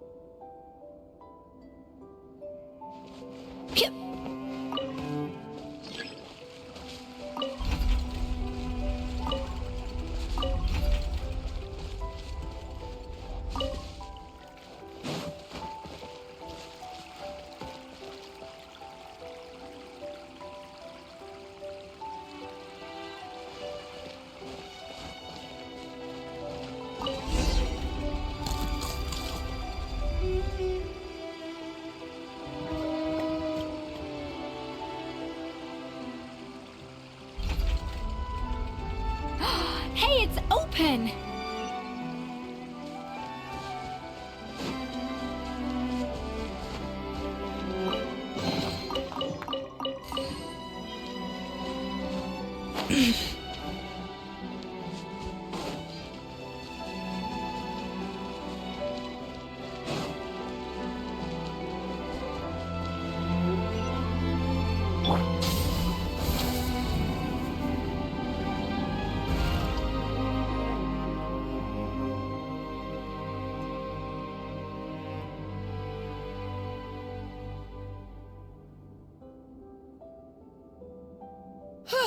Hey, give me your water.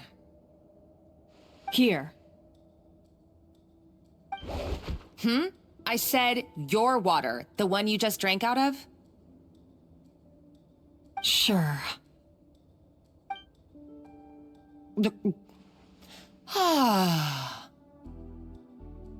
All those years slaving away under Escoffier, and then you. Today, it's finally paying off. Not only have I found the ruin that Savelli kept hidden, but I also get to boss you around like my little lapdog. Hey, go scout ahead for me. If we need to do any more blast tunneling, I want to know where to lay the explosives. Did you not hear me? Get going. Why don't you do it yourself? Oh, when did you learn to fight back? You're always so compliant when I give you instructions by letter. That's because you threatened to expose me for the Lumiline incident. I swear, if I'd known what you were planning, I'd never have... Ha! Don't be so self-righteous. Admit it, you've always been jealous of Escoffier. That's why you lapped up everything I told you. You were terrified of her finding out about your part in the Lumiline incident, and you resented the way her reputation hung over you. So you jumped at the chance to convince yourself that she was the villain, That she deliberately hid her secret recipes from you just to hold you back. It was the only excuse you needed to justify getting back at her. First, idolization, then jealousy, suspicion, and self-deception. That's what this comes down to. It was the same story with Savelli and my ancestor. He offered Modeste his friendship only to murder him out of vanity. He promised to explore the world with him, only to later destroy all records of their adventures. It's a miracle I even found this place. You have no idea the countless hours I spent piecing it all together. So you see, you're no better than Savelli. If you can't beat him, betray him, right? I am no Savelli, nor will I ever be. Oh, put a lid on it. You really think you can absolve yourself of your vindictive and jealous behavior now? Just because you finally realize that Escoffier never kept any secrets from you? You didn't show any remorse when she left, or in the cooking contest. Why start now? You have no right to redemption. You're right. I don't deserve her forgiveness. But I am done being bullied into submission by you! Ooh, feisty. But you should watch your tone. Talking to me like that could get you in big trouble. I somehow doubt that. Since I poisoned both our water bottles. What? Ever since I learned the truth, I've been biding my time, waiting for this moment. You've played me like a fiddle for so long, and now this is payback! But you drink it too. It's what we both deserve. This is the price we must pay for betraying Escoffier. You'll die here with me, Monica! You.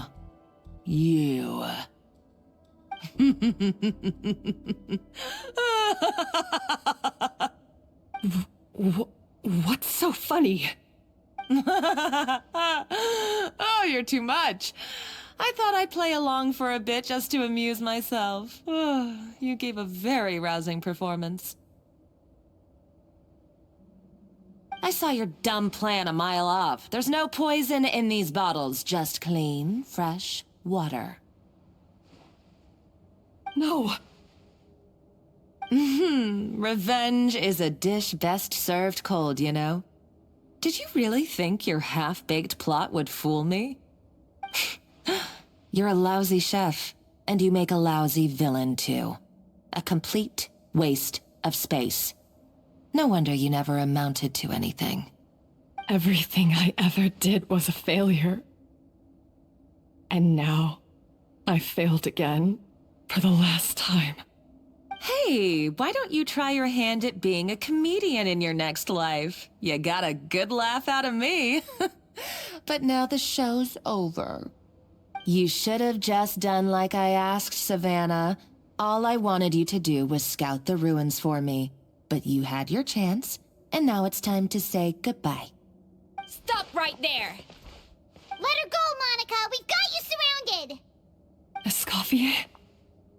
Ugh, looks like I'll have to keep you around for a little longer. You can't! Stay back if you want her alive! Escoffier and the Traveler. I can't take you both on in combat, but if you so much as flinch, I can end Savannah's life in a heartbeat. Monica, what are you hoping to achieve by this? You're about to commit murder, and for what? A recipe? A recipe? You chefs are all blinded by your myopic focus on kitchen affairs. Well, some of us actually have bigger fish to fry. Modeste had a secret. The truth behind his so-called genius, the je ne sais quoi factor in his Gâteau de Bourg, and it's right here in these ruins. Are you serious? You're here because of a Gâteau de Bourg obsession? You've gone completely mad! I couldn't care less about the cake itself. No, the real treasure is the secret ingredient that Modeste sourced from these ruins. He and Savelli were fools. A priceless treasure of Remoria in the palms of their hands, And they thought, ooh, this would go great in our cake mix. We're talking about a powerful stimulant that also sharpens the senses. That's no cooking ingredient. It's a groundbreaking drug. That's right, I've done my research. It was a drug that Remoria developed for their war machine. I could make a killing by selling it to the treasure hoarders or the Fatui. Will you listen to yourself? You're completely delusional. My eyes are wide open. Just wait till I get my hands on this treasure. You'll see what a fool you've been.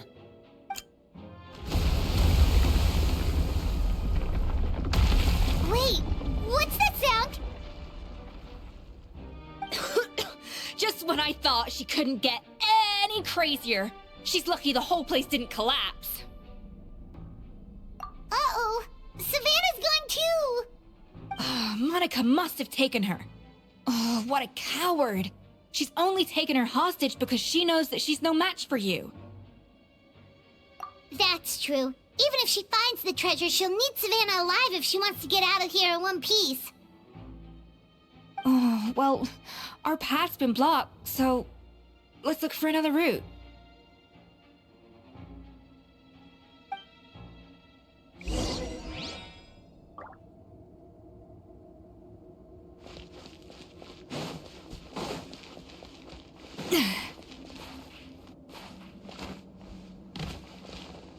The water looks pretty deep here. Maybe it leads somewhere.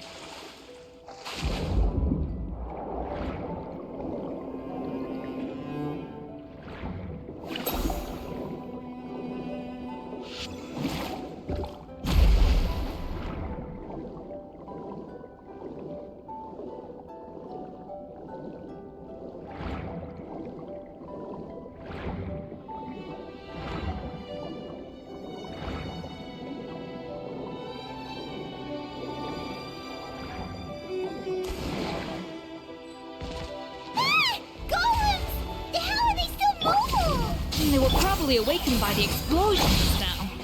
Alright, Nice Skills 101. Time for some rough chopping. Wrap the eat, light up the blazing sun!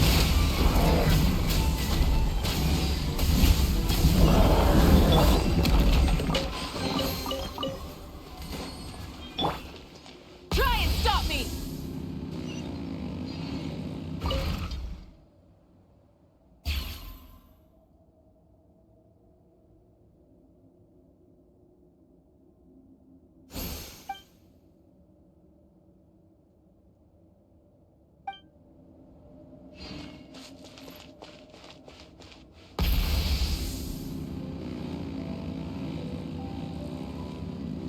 Another door? Guess we need to prepare another feast for our guests.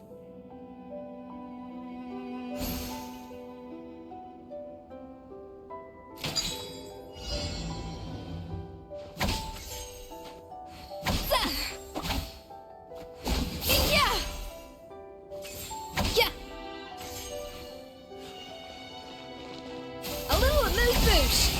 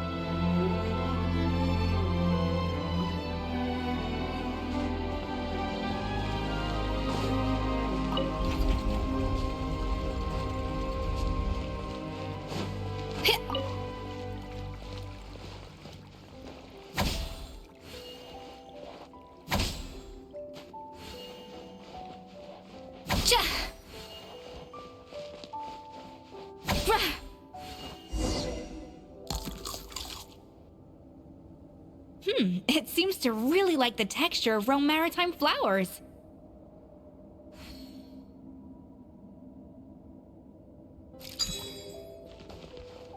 Yeah.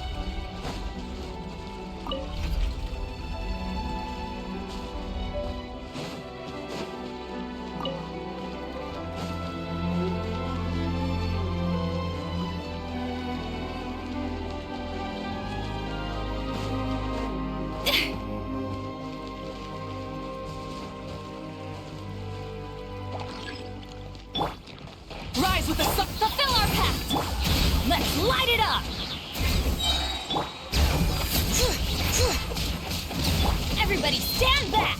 Get to work! Wrath from the sky!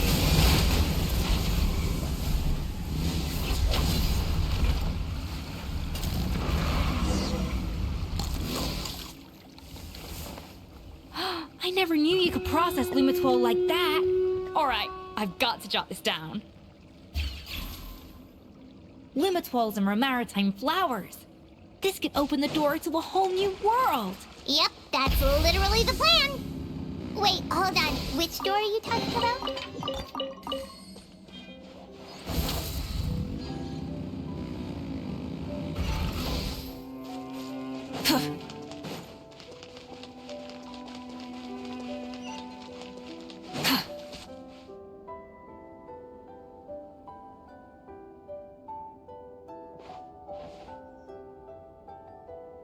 That's strange. These don't look Romorian to me. More like last century Fontaine. Adventurers from last century Fontaine, huh? Oh, Modeste and Savelli, do you think they camped here? By the looks of it, this was a one-person camp. They adventured together, but maybe one of them came back alone at a later date. Huh, you really think so? Trust our adventurers' instincts. We're pros at this stuff, just like you're a pro in the kitchen. Okay, well, the Traveler has more adventuring experience overall, but Paimon's definitely a pro rummager from all those treasure chests. Darn it! Paimon was just about to show off her rummaging skills! Huh, no kidding. Are all adventurers so obsessed with journaling? I mean, I guess I take a lot of notes when I'm cooking as well, but I thought that was just me. Anyway, let's find out who was here. It's been years since I've last visited these ruins. It's exactly the way I remember it.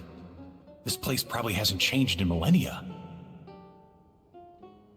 Sadly, up above, on dry land, everything has changed. The treasure of Remoria.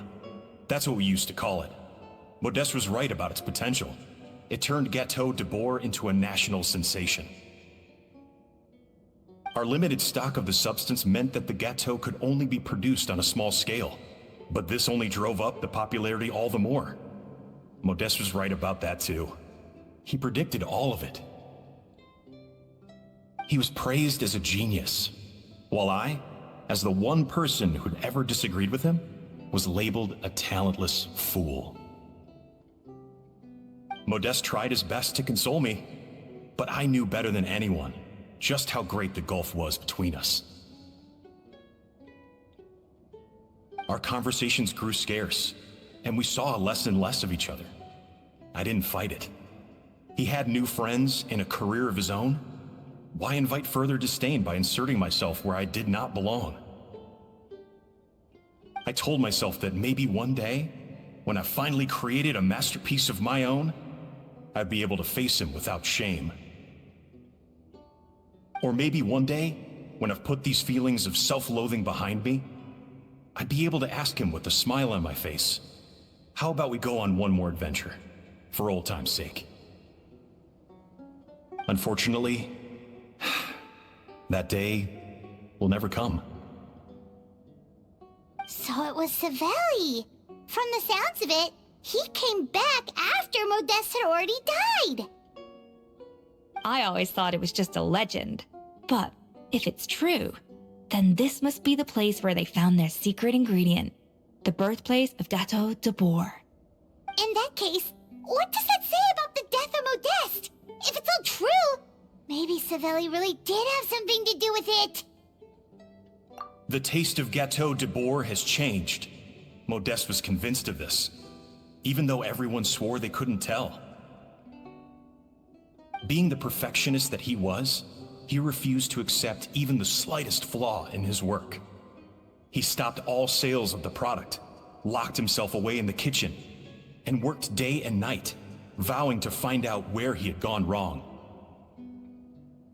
But as he baked and taste tested over and over again, he found he only strayed further and further from the original taste. It was only when he was sipping on coffee one day and realized he could not taste the bitterness that the truth finally dawned on him. What had changed was not the gâteau, but his sense of taste. The treasure of Remoria stimulates the senses, taste included, and invigorates the spirit. In the short term, it offers people the ultimate gourmet experience, but in the long term, it dulls their senses entirely. In hindsight, it made perfect sense. After all, why would a culture that sought liberation from the constraints of their bodies care for the loss of their senses? But we realized it too late. We were just too late. Over the course of his many culinary experiments, Modeste exhausted the remaining supply of the treasure of Remoria. He consumed it all himself. The finest culinary talent of his generation now faced a future in which he would never be able to taste anything ever again. Finally, in despair, he took his own life. And because we had become estranged, I could not be there to stop him, to offer some words of comfort, or even to say goodbye. Yet despite everything, he sent me his final letter. The treasure of Remoria? Guess Monica was really onto something. It really was a kind of drug. So, Modeste chose to end his own life. Then, why all the rumors that Savelli murdered him? Also, neither the Codex nor any other contemporary records make any mention of the treasure of Remoria. It's almost as if someone deliberately erased it from history. Modeste told me everything in his final letter. His was a tale of how even a genius could fail, and how much more devastating it is when it happens. Did he hope I would gain some personal catharsis from knowing the truth? Or maybe he wished for me to warn the public about the dangers of Gâteau de Bourg, proving that I had been right all along. But if the public ever learned how Modeste's greatest triumph became his undoing, his fall from grace would be swift and merciless. 1 minute a genius, the next a joke. It would surely spell the end for his restaurant too. What would be his legacy then? How would future generations view everything we built together? I fear the scorn I have faced these last years would pale in comparison to the scorn shown to him by the history books. I cannot let that come to pass. I will do what I must to protect his name. It will mean tampering with his notes to remove the damning details, leaving mere fragments of our story behind. It may lead his family to suspect me of having a hand in his demise. But if that's the price of destroying all evidence of my crimes, then so be it. I would rather the world believe a tale of genius and jealousy than see his reputation in tatters. The final loose end is the evidence here, at the bottom of the sea. Huh? What's wrong? Didn't we say Savannah should be safe for now? So we thought, but if Monica finds out what happened to the treasure, there's no telling what she might do.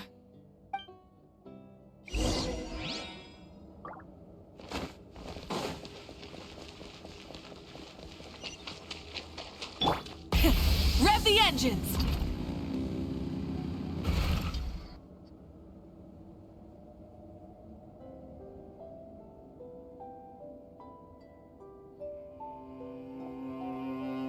The treasure of Remoria. I have found you at last. Savelli, you tried your best to bury the truth, but you underestimated the children of Modeste. Some fragments of his diary escaped your clutches, and we have held on to them for generations. But I have to thank you too, Savannah. Without your help retrieving the Codex, and with it the last piece of the puzzle, I may never have found this place. But now, finally, the secret to Remoria's military might is within my grasp. The treasure of Remoria is mine!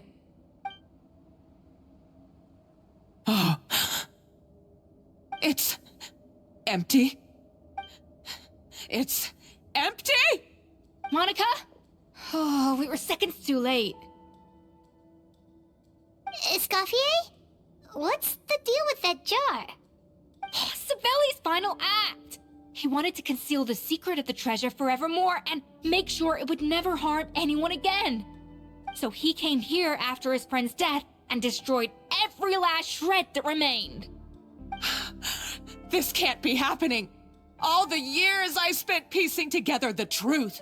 All my painstaking planning. All that for an empty jar? Monica, don't do anything stupid. This ruin is more dangerous than you realize. Oh, shut your pie hole! Praise be to Lord Remus.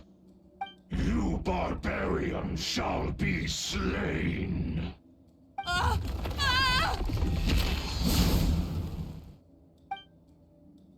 She's a nutcase! A liability to herself and everyone else! Well, now it's up to us to clean up the mess she's made. Take these golems out! Light it up! Ow!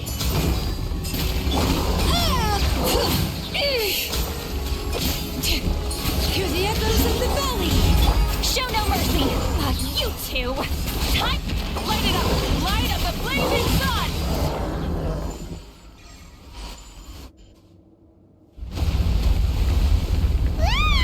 Why is this place still shaking? Either way, it's all her fault. Enough chit-chat. Let's get out of here, Traveler! Escoffier, come on!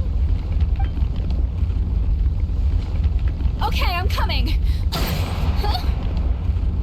Oh, no you don't. If I can't get what I want, neither will any of you. I've got nothing to show for my life's work so far. But if I can take another so-called genius down with me in my final moment, then it was all worth it. You're a psycho!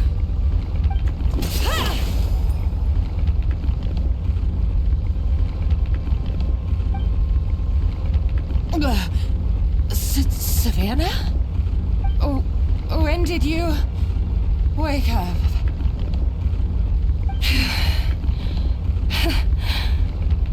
I may be a lousy chef, but it looks like I'm not a complete waste of space. Traveler? Okay!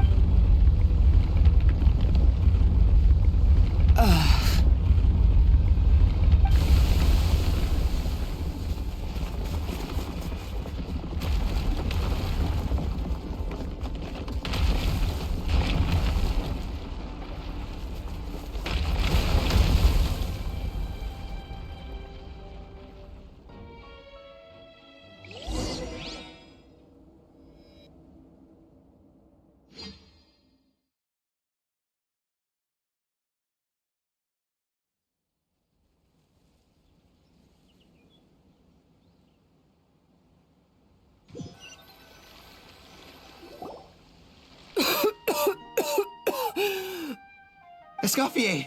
Savannah! Traveler! And Paimon!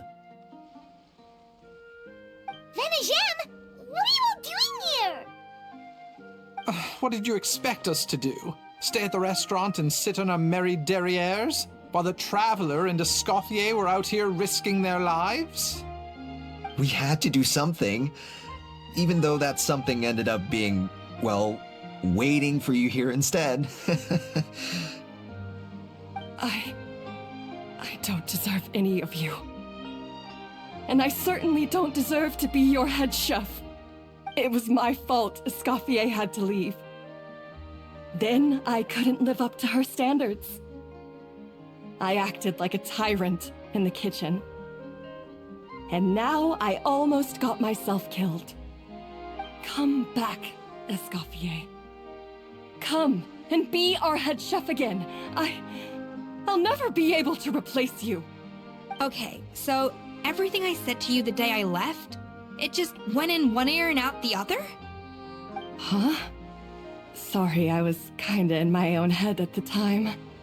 All I could think about was the Lumiline situation. What was it you said again? Forget it. It doesn't matter. Anyway, I didn't leave this job because of you. And you're not nearly as awful a chef as you think. If you were that bad, why would all your staff show up here for you?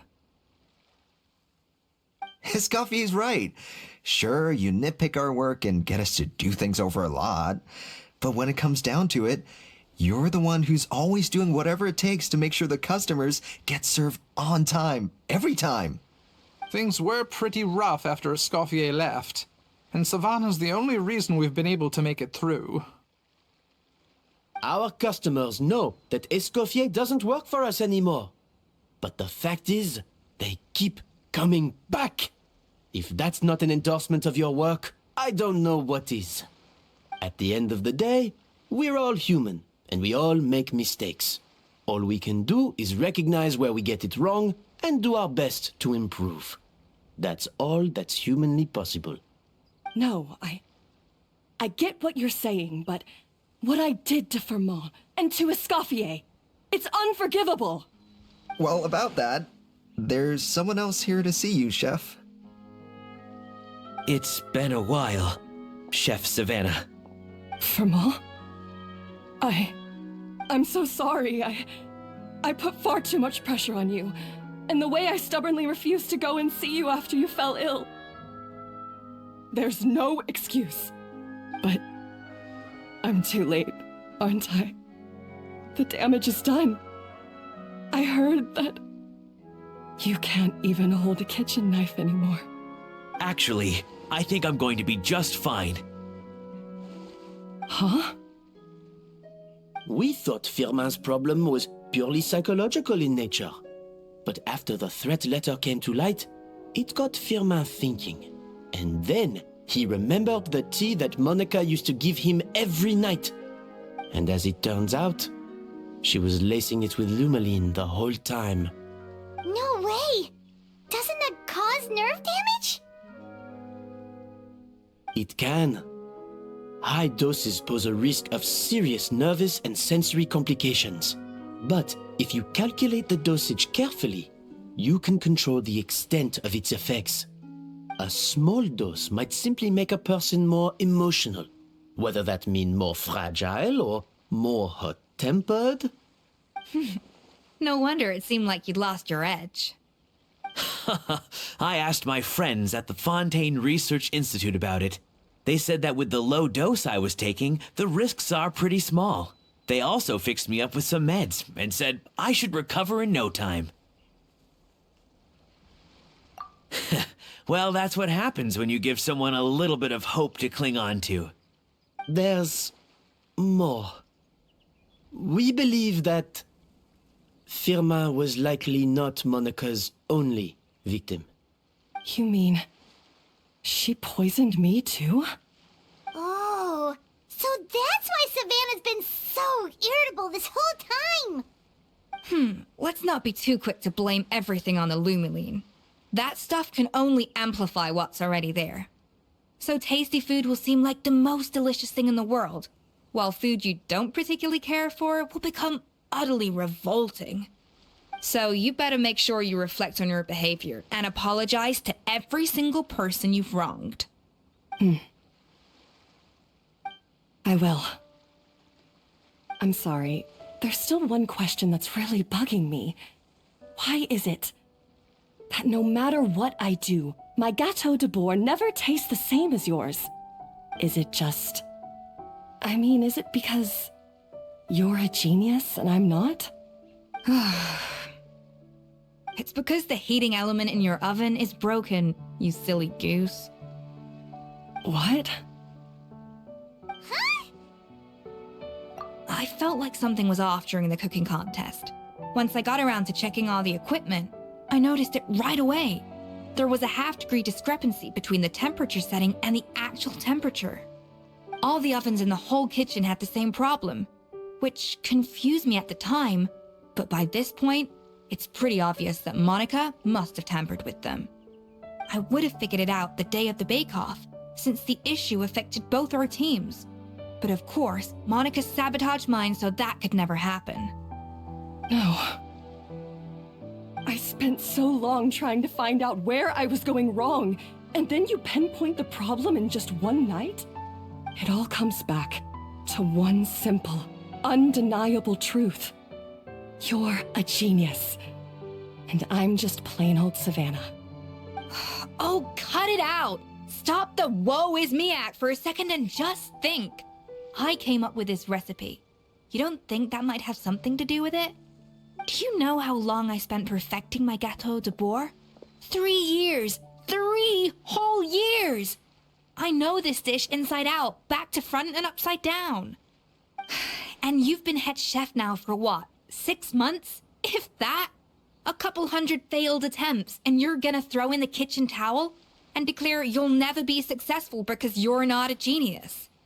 You clearly have no idea how many kitchen failures I've had under my belt, or just how long it took me to finally get my recipe to a level I was satisfied with.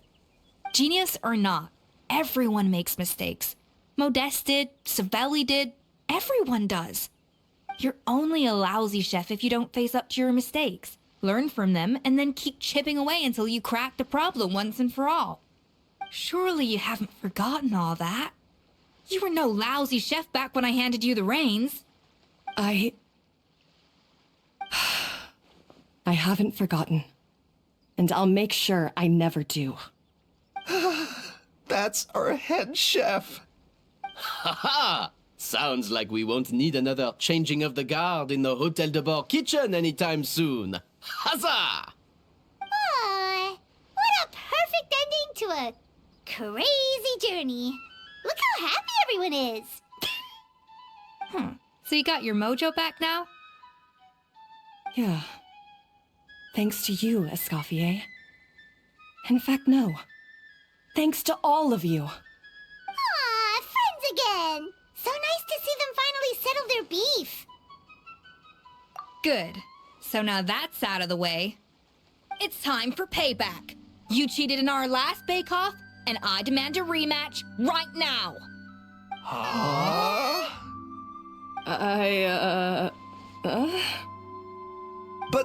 But that was mostly Monica's fault, wasn't it? Right, and also, does it have to be right now? Savannah's only just got her mojo back, and you barely escaped from a death trap. No excuses. This is a cooking contest between 2 top chefs, and nothing will stand in its way. So grab your spatula and get ready, because this rematch is happening today, right now, this instant. Hey, so, this whole time you were salty about losing? The second cooking contest commences now! This time, no more games, and no holding back!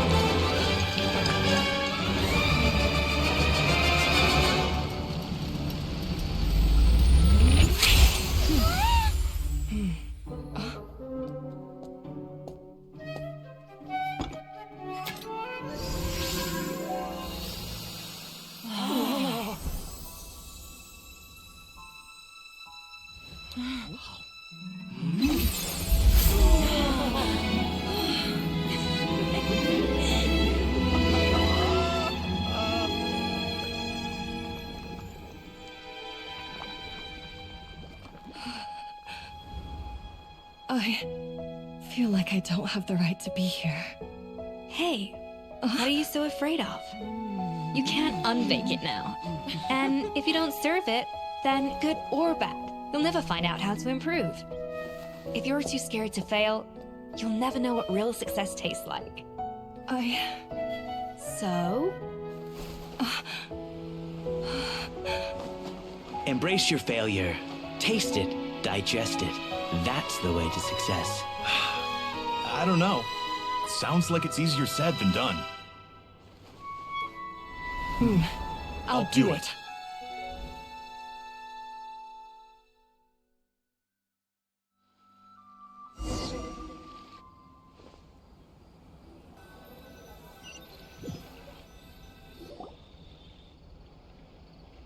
The results are in! A landslide victory for Escoffier! Quite rightly, too. Piece of cake.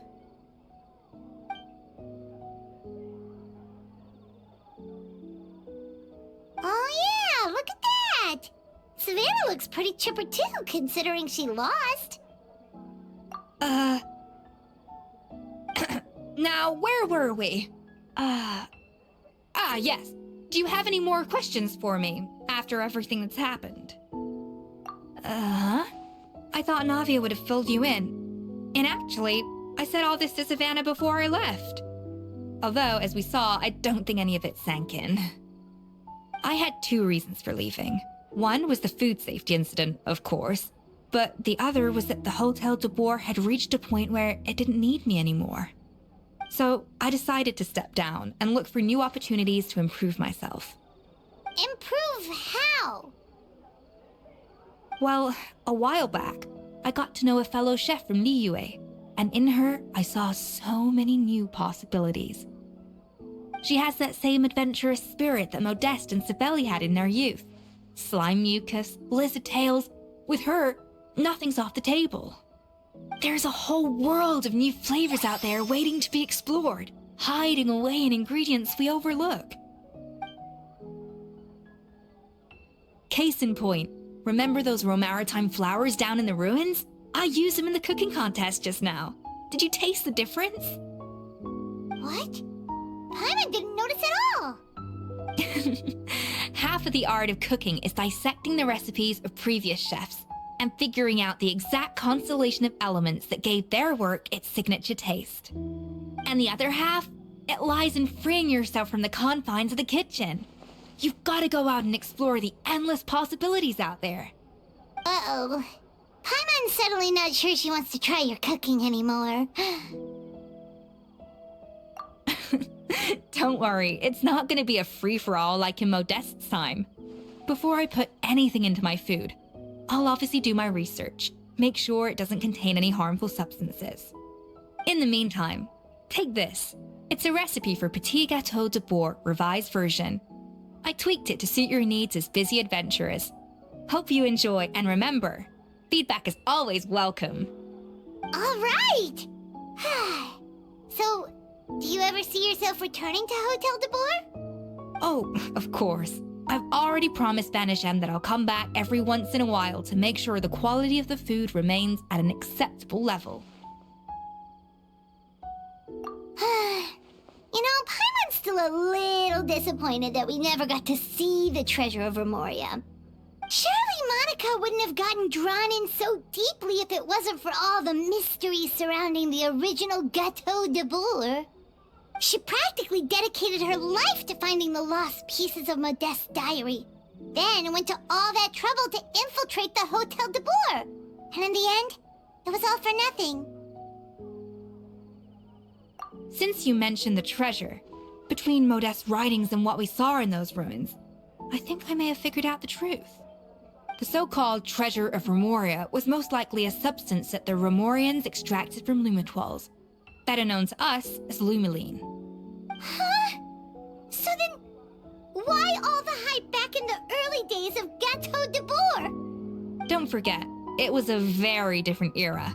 We could barely even refine sugar back then, so desserts were very much in their infancy. In a world of bland food, it's no wonder that the first thing to really excite people's taste buds took the world by storm. And as for the Lumiline, it may well have been somewhat valuable in ancient times. But these days, it's just another drug from the Fontaine Research Institute. Even if Sibeli hadn't destroyed it all, I doubt it would be worth that much these days. So after all that, there was nothing in those ruins but worthless junk. Feels strange to say it, but Paimon almost feels sorry for Monica. She sacrificed it all only to get nothing in return. Oh, hey! Huh? Navia? You just got back from that underwater ruin, right? Well, check it out. They ran a special issue. Did you see anything like this down there? Freshly unearthed from the ruins of Remoria. A magnificent jar thought to be over 1,000 years old. Experts say it has immense artistic and historical value. It could be worth an absolute fortune. Wait, isn't that the jar they used to hold the treasure? If only it was still in one piece. Some butterfingers must have dropped it or something. Ugh, it's such a shame.